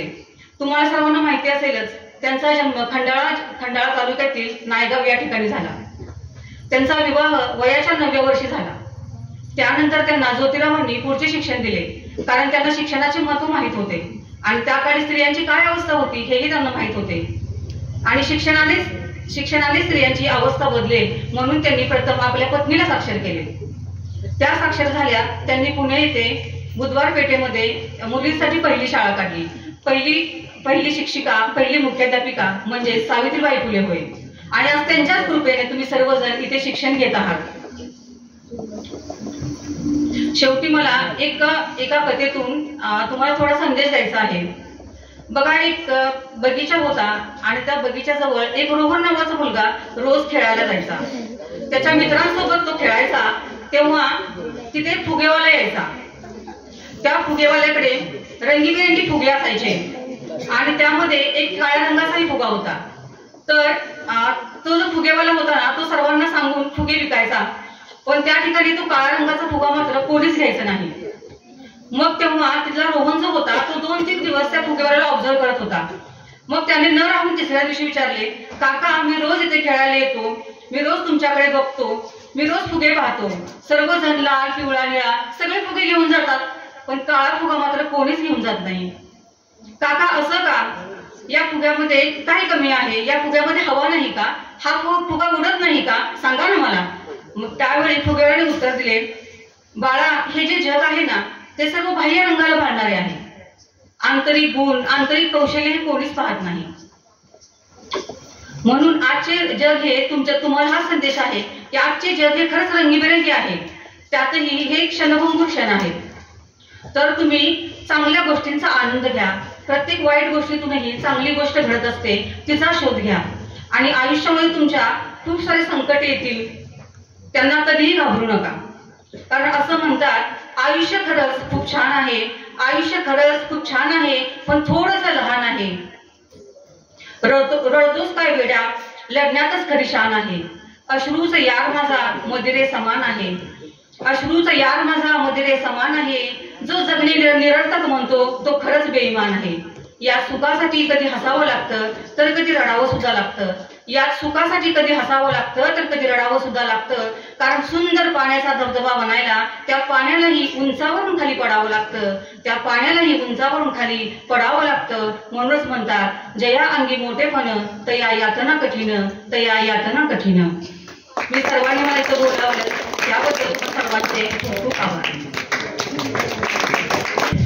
यानंतर या कार्यक्रमाचे दुसरे प्रमुख अतिथी डॉक्टर दिलीप गरुड, कार्यवाहक आमेंद्र भास्कर, मराठी बालकुमार साहित्य परिषद पुणे, या ठिकाणी मनोगत आपलं व्यक्त करत आहेत. तुम्हाला आता कंटाळा तुम्हाला यायला, मी जातो पुण्याला. कंटाळा येऊन कसं चालेल? भाषण छान झाली का नाही या दोघांची? काय सुंदर बोलले. इथं प्राध्यापिकासारखी बोलली ही मुलगी. तुम्ही छान बोला आणि सत्य वास्तववादी अनुभव आहे, ते काही काल्पनिक वगैरे वगैरे असं काही नाहीये. ठीक आहे.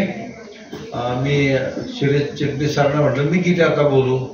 ते म्हणजे पोरं कंटाळणार नाही तेवढं बोला.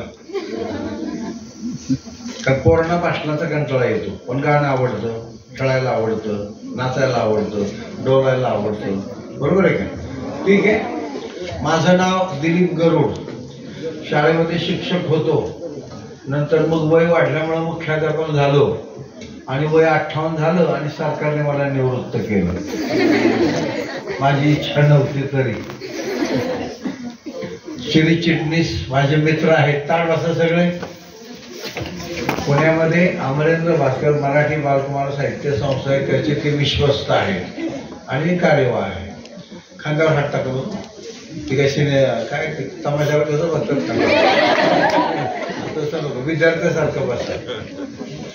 शिल्पा चिटणीस मॅडम इथं जी आमची सातारची शाखा आहे त्याच्या अध्यक्ष आहेत. ही दोन मुलं फार सुंदर बोलली. सावंत दोघे सावंतच आहेत. मुख्याध्यापक पाटील सर, सर्व शिक्षक आणि ताड बसलेल्या, माझ्याकडे लक्ष असलेल्या, डोळे उघडे असलेल्या आणि श्वास चालू असलेल्या छान छान मुलांनो, गोड गोड मुलांनो, गोऱ्या गोऱ्या मुलांनो, देखण्या मुलांनो आणि देवाघरच्या मुलांनो,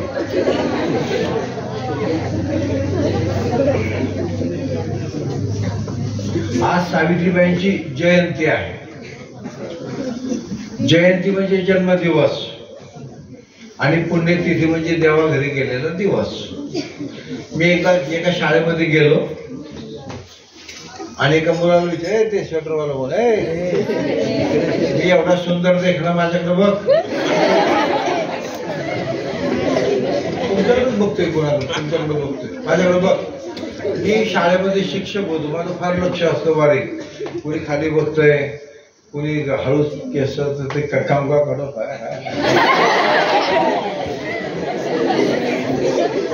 तुमचं चालू आहे का माझं मी चालू आहे?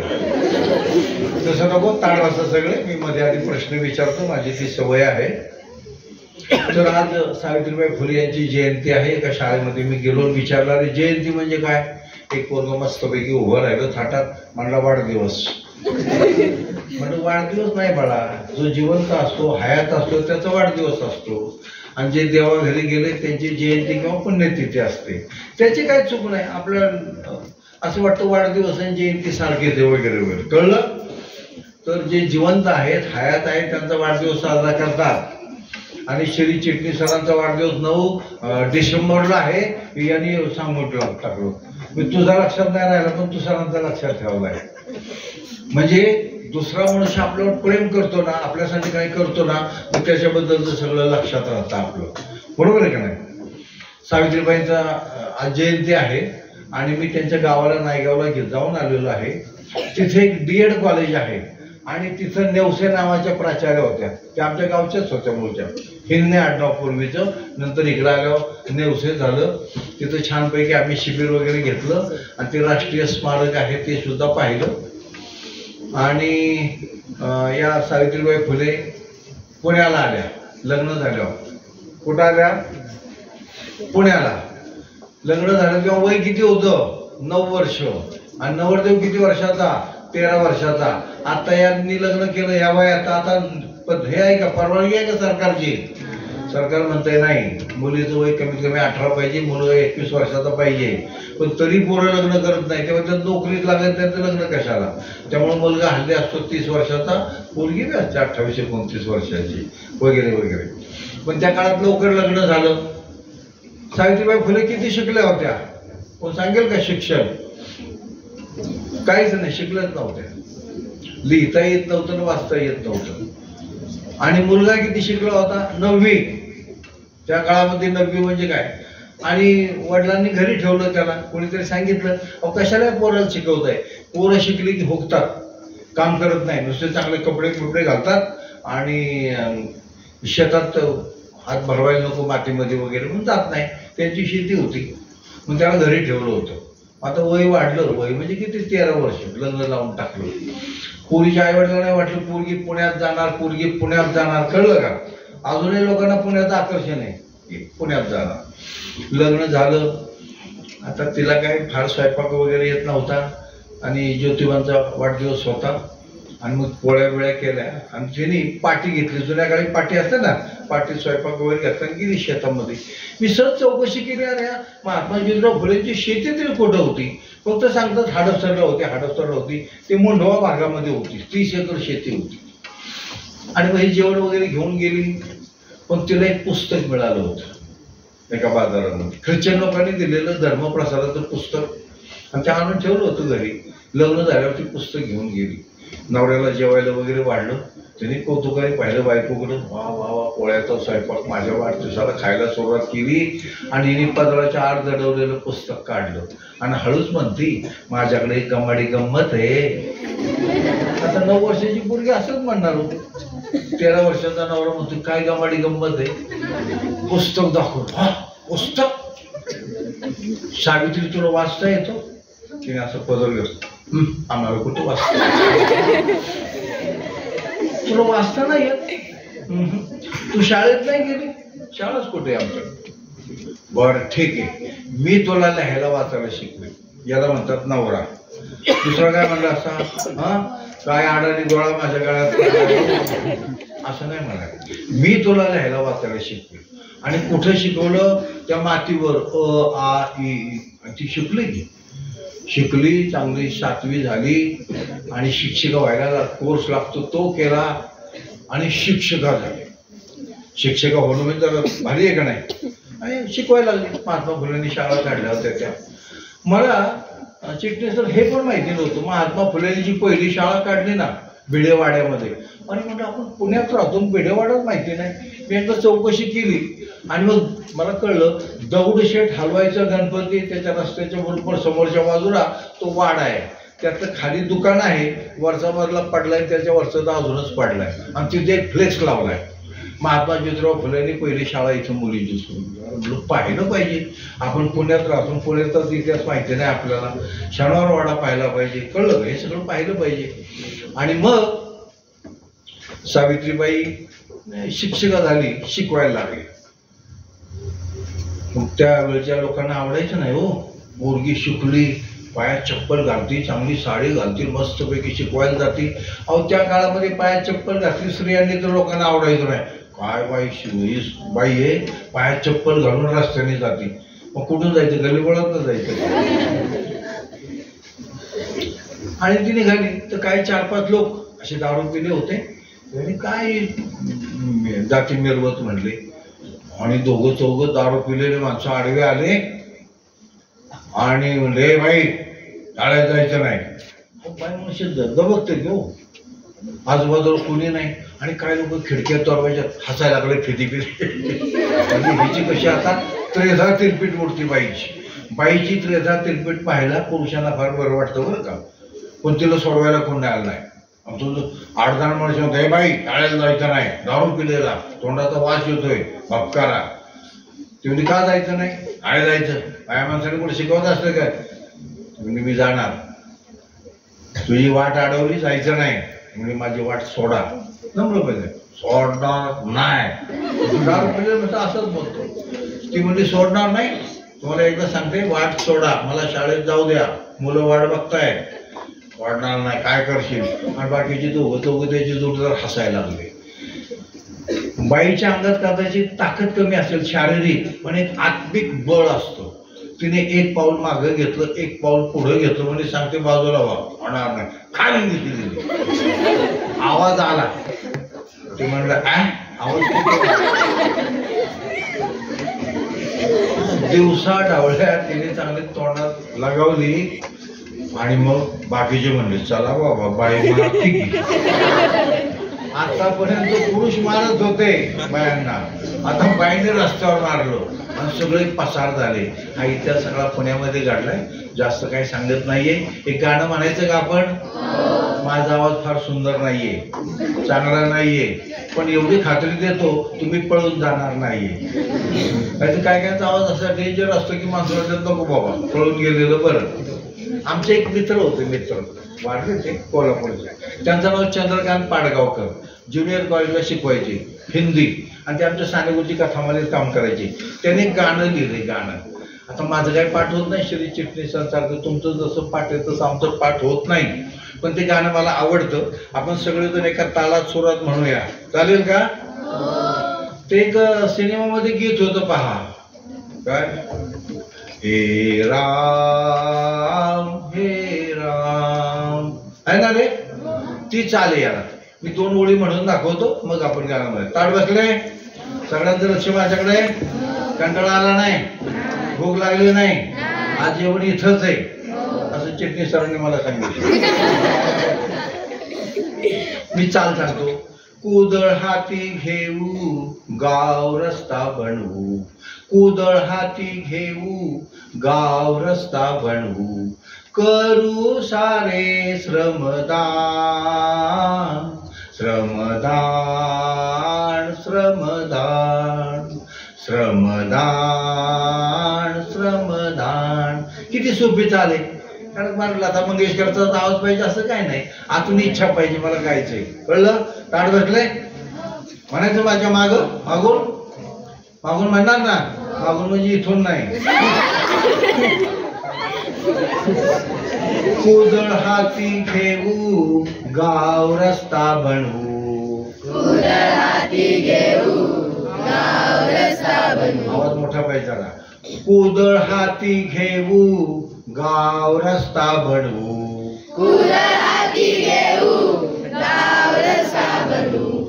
करू सारे श्रमदान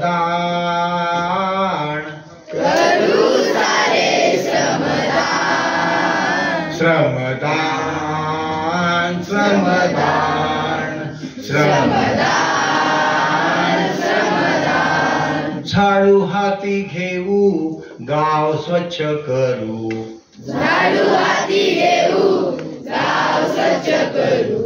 घालवू या सारी ही घाण श्रमदान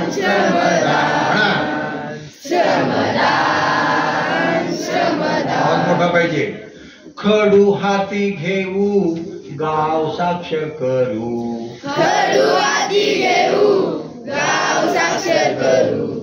देऊ या सर्वांना ज्ञान श्रमदान श्रमदान श्रमदान दारूबंदी करू, हुंडाबंदी करू, दारूबंदी करू, हुंडाबंदी करू, वाचवू या बहिणींचे प्राण, वाचू या बहिणीचे प्राण, श्रमदान, श्रमदान, श्रमदान, श्रमदान, जातीभेद तोडू, अस्पृश्यता मोडू, जातीभेद तोडू, अस्पृश्यता मोडू, जातीभेद तोडू, अस्पृश्यता मोडू, जातीभेद तोडू, अस्पृश्यता मोडू, राहू या सारे समान, राहू या सारे समान, श्रमदान, श्रमदान, श्रमदान, श्रमदान,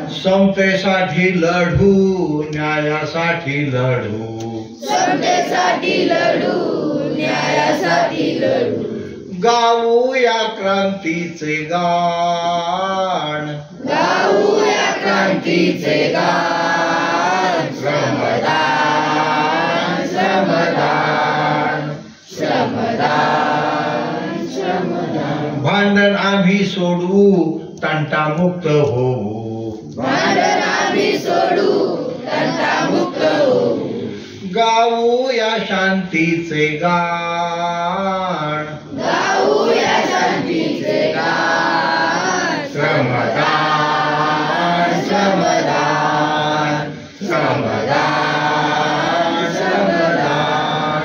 आवडलं का? नक्की जर टाळ्या होत. एक गोष्ट सांगतो, इटुकली पिटुकली चिटुकली. चालेल? फक्त एक 7-8 मिनिटाची. चालेल ना? हा. ताट बसा, एकमेकाला स्पर्श करू नका. थंडीचे दिवस होते, हिवाळ्याचे दिवस होते, कडक थंडी पडली होती आणि सकाळी 7 वाजता नेताजी सुभाषचंद्र बोस विद्यालय येरवडा ही शाळा भरली होती. मुलंही शिकत होती, मुली शिकत होत्या आणि मुली ओळीने ग्राउंडवर उभ्या राहिल्या. पीटी टीचरने ऑर्डर दिली, एक साथ पोरी म्हणल्या, बया याला काय थंडी बिंडी पडत बोलतो. एक साथ राष्ट्रगीत चलो. आपल्या कडकड कडकड दातावर दात आपटतायत आणि राष्ट्रगीत म्हटल्या. चला ओळीने वर्गात. मुली ओळीने वर्गात गेल्या, मुलंही ओळीने वर्गात गेल्या आणि मग 9वी अ अरे आवाज गेला. आणि मग 9वी आवाज वाढवून झाला आणि मग मध्यम ठेवा. हॅलो, हा आता घातलं. मग 9वी अ क्लास टीचर कुलकर्णीबाई, वय वर्ष 45, छानपैकी केसाचा लांब असा शर्टा वगैरे, डोळ्याला चष्मा, कळलं का, पांढरी शुभ्र साडी, पांढरी शुभ्र आणि तिचा खातचा घातला होता. हॅलो, हा आता शांत बसा. पांढरी शुभ्र साडी, चष्मा वगैरे घातलेला, वय वर्ष 45, हातामध्ये कॅटलॉग, डस्टर, खडू घेऊन आल्यावर का लगेच मग वर्गीय सेक्रेटरी मुलगी क्लास म्हणाली, म्हणाले नमस्ते. बाई म्हणाल्या नमस्ते नमस्ते, बसा खाली. बसल्या खाली. मग बाई म्हणाले आता मी अगोदर प्रेझेंटिंग घेते हजेरी आणि नंतर मग आपण शिकूया. बाईंनी प्रेझेंटी घेतली. Yes madam, yes madam, yes madam. Presenty झाली. मग बाई म्हणाल चला आज आपण गणित शिकूया, घातांक. काल आपले 2 नियम झाले, इंडायसेस, घातांक. आज आपण घातांक क्रमांक 3 हा नियम पाहूया आणि मग त्याच्यावरची उदाहरणं सोडूया. पुरीला कुसबुस करायला काय गारठा पडला त्यांचं घातांक. एक दुसऱ्याला म्हणली तू सांग ना. बाईंना म्हणा आज नका शिकू मी.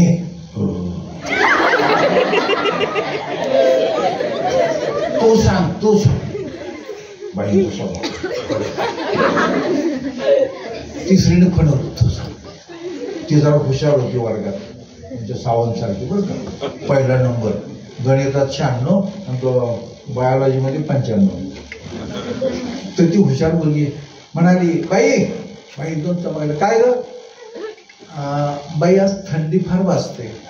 हो मला माहिती आहे. बाई दातावर दात पण आपटतायत. हो बाई अंगावर कसं सरकम काटा येतो. बरं मग बाई आज नाही शिकवलं तर नाही का चालत? हा शिकवायचं नाही मग काय करायचं? एक दुसरी मुलगी म्हणली, बाई ते गाणं म्हणा तुमचा आवाज. गाणं आता पहिल्या तासाला? बाई शिकू नका पण गाणं म्हणा नाही त्याला का. दुसरी वेळ, हो बाई म्हणा ना तुमचा आवाज चांगला आहे. बाई जरा फुलले, आवाज चांगला आहे म्हणलं. कोणाला मी स्तुती केलं बरं वाटते. ती बाई म्हणायला, कुठलं गाणं? नाही का बाई तुम्ही म्हणाला होता मागं, या लाडक्या मुलांनो तुम्ही मला आधार, नवहिंदवी युगाचे तुम्हीच. बाई ते नको, ते एकदा तुम्ही ती कविता शिकवली होती, ती कविता ते यांची नाही का, ते लहान पोरगं असतं पाण्यात झोपतो, गरिबी असते त्यांची, ते कुठलं बाई ते नाही का, ते बाणी जगडे निजगडे लढीवाळा निज निज माझ्या बाळा रवी गे. हा हा हा ते ना बाई. गाणी नको, विनोद सांगू. विनोद शे विनोदाला काय होते बाई? हसायला येतो ते विनोदाने. हे बा मी काय विनोद सांगणार नाही, गाणं पण म्हणणार नाही, थंडी फार आहे. मग आपण असं करायचं का? तुम्हाला शिकायचं नाही तर काय काय बाई आपण स्पर्धा घेऊया. बाई स्पर्धा नको. स्पर्धा म्हणजे पाठांतर आलं, ते लेखन आलं, मग नंबर आला. नाही नाही, ही वेगळी स्पर्धा आहे. वेगळी कसली बाई? ते हे सुंदर हातांची स्पर्धा. सुंदर हातांची स्पर्धा म्हणजे काय माहिती का? आज आहे शनिवार, उद्या आहे रविवार, मग सोमवारी मी तुमचे हात पाहीन. ज्याचा हात चांगला सुंदर असेल, असा रंगवलेला वगैरे, मेहंदी बिंदी काढलेला, नेल पॉलिश लावलेला, मग त्याला आपण नंबर देऊया पहिला. हा बाई ही स्पर्धा चालेल. याच्यात काय डोक्याला त्रास नाही, पाठांतर नाहीये. हे असलं आम्हाला आवडतं, नाचायला वगैरे, सेंट वगैरे फवारायला, नेल पॉलिश लावायला, लाली सुद्धा लावायला. लाली बेलीचं काय नाही, फक्त सुंदर हाताची स्पर्धा चालेल. हो बाई चालेल. कधी? सोमवारी. कधी? पहिल्या तासाला. हो हो बाई चालेल. याच्यातच पहिली तासिका संपली. ठाण ठाण बेल झाली आणि मग बाईंनी डस्टर घेतला, खडू घेतला, कॅटलॉग घेतला आणि शांत पावलं टाकत बाई निघून गेल्या. पोरीची कस तू काय करणार? मी मेहंदी. तो गो मी पण मेहंदी लावणार. माझ्या ताईने तर कोर्स केला मेहंदीचा. काय मस्त मेहंदी काढते. आणि काय काय मुलींचं लग्न ठरलं तर तिच्या बी हातावर काढते, 500 रुपये घेते वगैरे. माझ्या मावशीने कोर्स केलाय. पोरीच्या चर्चा सुरू झाल्या. दुसऱ्या तासाचे शिक्षक आले, पण पोरींचं लक्षच नव्हतं. का? सुंदर हातांची स्पर्धा. आता काय ऐकायचे?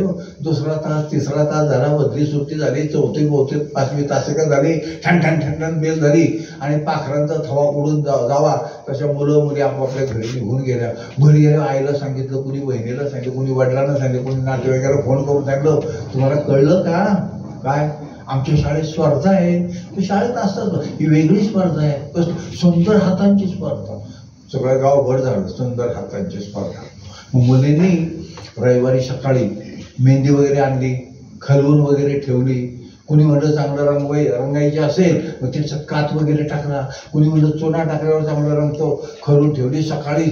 आणि मग 4 वाजता मेहंदी काढायला सुरुवात झाली रविवारी. आणि 2-2 तास हातावर मेहंदी. कुणी याच्या हातावर बहिणीने काढली, कुणी मावशीने काढली, कुणी शेजाऱ्याला बोलवून घेतलं. आणि मस्तपैकी 6-6:30 हात रंगवून झाली. आणि हात खराब होऊ नयेत, कळलं का? म्हणून मग असे धरले, फॅन खाली वाळलं पाहिजे ना.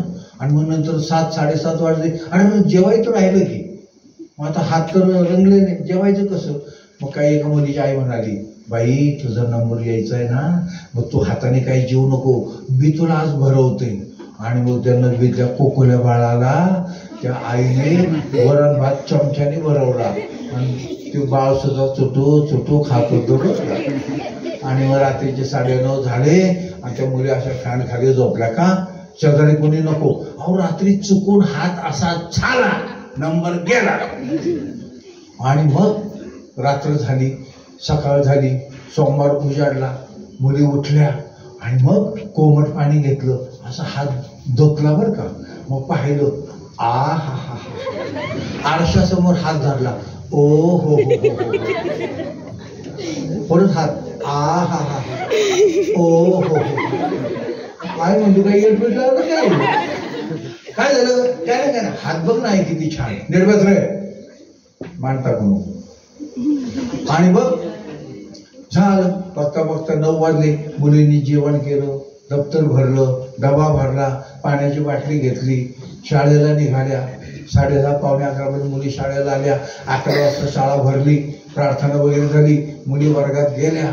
आणि मग ही तिला म्हणते, बघू तुझा हात. मी तुला नाही दाखवणार, मी बाईंना दाखवणार. काही काही तर आपली मेहंदी दिसू नये म्हणून हात मोजे घातले, तुला नाही दाखवणार, बाईंनाच दाखवणार. एक म्हणजे माझाच नंबर पाहायला येणार आहे, माझ्या ताईने मेहंदी काढली. दुसरी म्हणजे माझाच नंबर पाहायला येणार आहे. बघता बघता बेल झाली, प्रार्थना झाली, बाई वर्गात आल्या. लगेच सेक्रेटरी उभे राहिले, नमस्ते. बाई म्हणायला, नमस्ते नमस्ते, बसा खाली. आपण प्रेझेंट, बाई आज स्पर्धा. हो हो हो, माझ्या लक्षात नाही, पण प्रेझेंट तर घेऊ द्या, हजेरी घेऊ द्या. बाईने भर हजेरी घेतली. आणि मग बाई आज स्पर्धा आहे, बघा ना आमचे हात, आम्ही मस्त सुंदर हात करून आलोय, रंगवलेत हात. ती म्हणते, माझा नंबर पाहिजे, तुम्ही माझा. बाई म्हणाले, ठीक आहे. बाईने एक वही घेतली, पेन घेतला, चला क्रमाने मी तुमचे हात पाहते आणि गुणदान करते आणि मग आपण डिक्लेअर करू.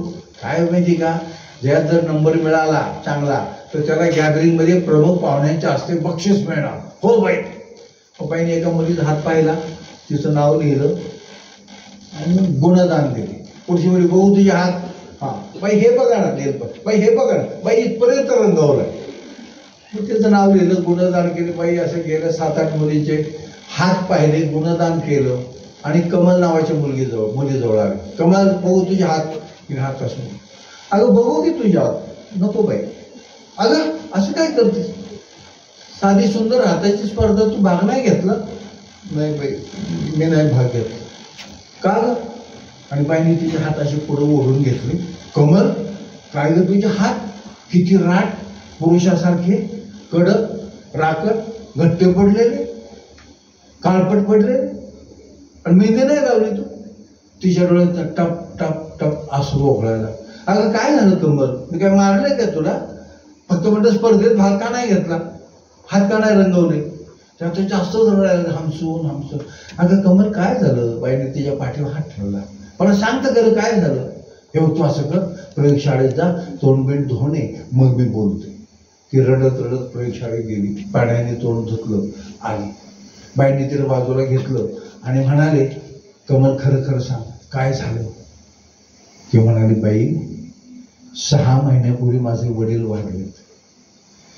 आम्ही 3 बहिणी, मी 9वीत शिकते, दुसरी इथं 7वीत शिकते, तिसरी 5वीत शिकते. आणि मग आमचं आर्थिक उत्पन्न कमी आहे. वडिलांना काही पेन्शन नाही, बाकीचं कुठलंच उत्पन्न नाही. माझी आई धुणं भांडी करते, मग तिची तब्येत बरी नसते, बऱ्याच वेळा ती आजारी असते, मग मी तिला मदत करते. आता तुम्ही सांगा, आईला मदत करायला लागणं, 2-4 घरी जाणं, धुणं भांडी करणं, कसली स्पर्धा, कसले सुंदर हात, कसली मेहंदी, कसलं नेल पॉलिश. म्हणून बाई मी भाग नाही घेतला.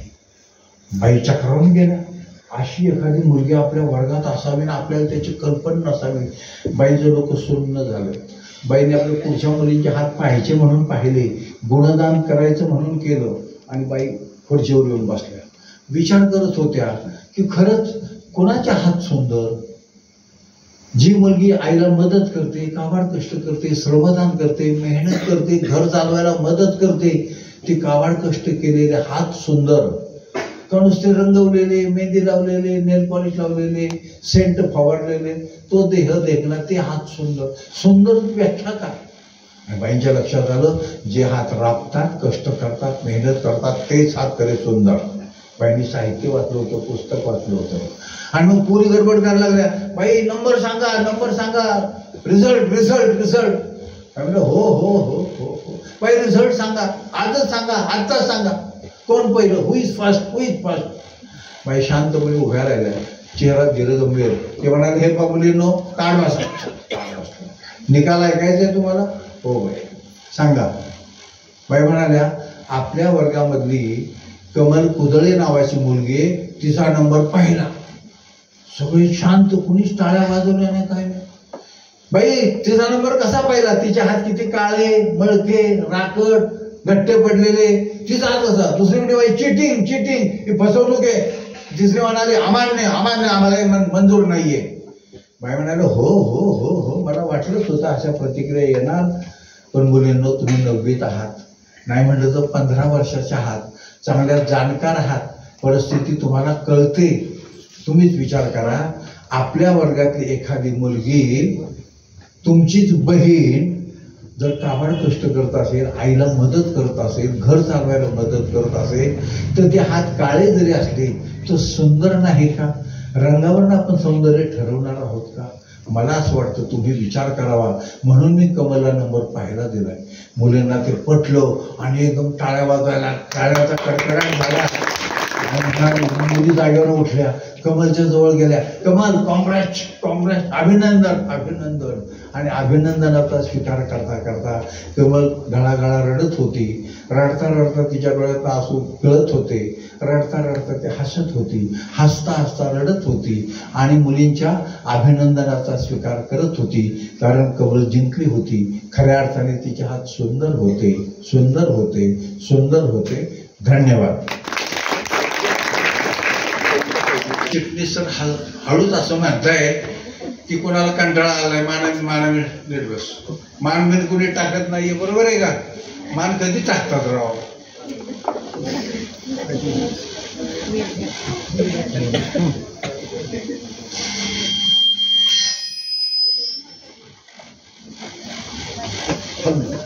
ताडवा सगळे. कंटाळा आलाय? झोप येते? भूक लागली?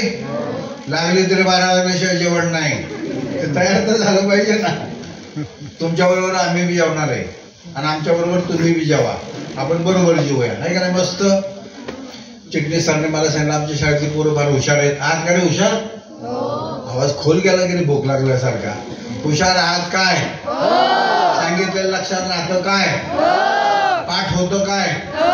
त्यासाठी ताठ बसावं लागतं. मी एक एक शब्द सांगेन, मी म्हटल्यानंतर माझ्या मागून तुम्ही तो शब्द म्हणायचा आहे. फक्त म्हणायचा नाही, पाठ करायचा आहे. आणि माझे सगळे शब्द सांगून झाले की कुठल्याही मुलाने किंवा मुलीने उभं राहायचंय, उजवा हात वर करायचं. मला उजवा हात आवडत. उजवा हात वर करायचं, सांगायचं. ते सगळे शब्द धाड धाड धाड म्हणून दाखवायचे. जो मुलगा किंवा जी मुलगी ते सगळे शब्द म्हणून दाखवेल त्याला 10 रुपये बक्षीस. किती?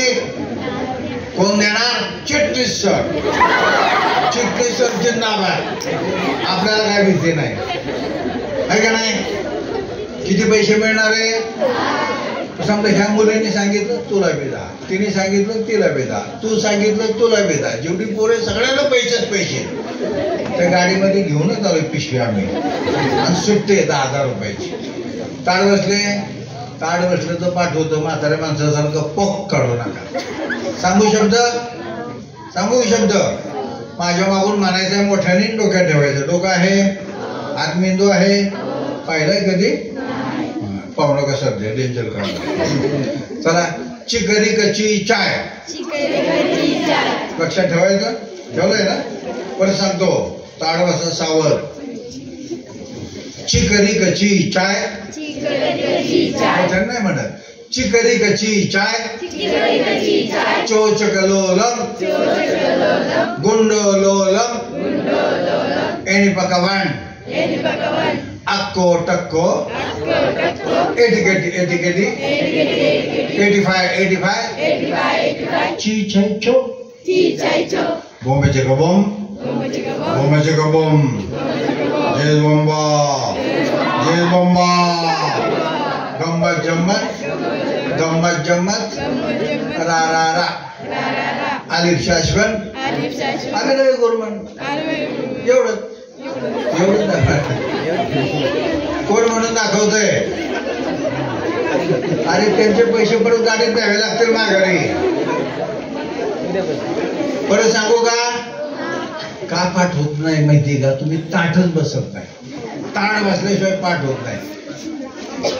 सांगू परत एकदा, लक्षात ठेवणार, पाठ करणार, डोळे उघडे आहेत का? श्वास चालू आहे ना? हा, चिकरी कशी चाय, चोचकलोलम, गुंडोलोलम, एनी पकवान, अक्को टक्को, एटिकेटी एटिकेटी, 85 चीचाय चो, मोमेचे का बॉम्ब, मोमेचे का बॉम्ब, जेल बॉम्बा, गम्मत जम्मत, गम्मत जम्मत, रा रा रा, आलिफ शाश्वन, अभिनव गौरमान, एवढंच. कोण म्हणतंय? त्याने हात वर केला की पण खाली घेताना डोकं खाजवलं, हात खिशात घातला. ठीक आहे, टाळ्या वाजवतो. ठीक आहे, ऐकून घेतल्याबद्दल धन्यवाद. यानंतर 10 मिनिटाची मधला ब्रेक राहील. तोपर्यंत तुम्ही बाहेर जाऊन पुन्हा याच जागेवर येऊन थांबायचं आहे.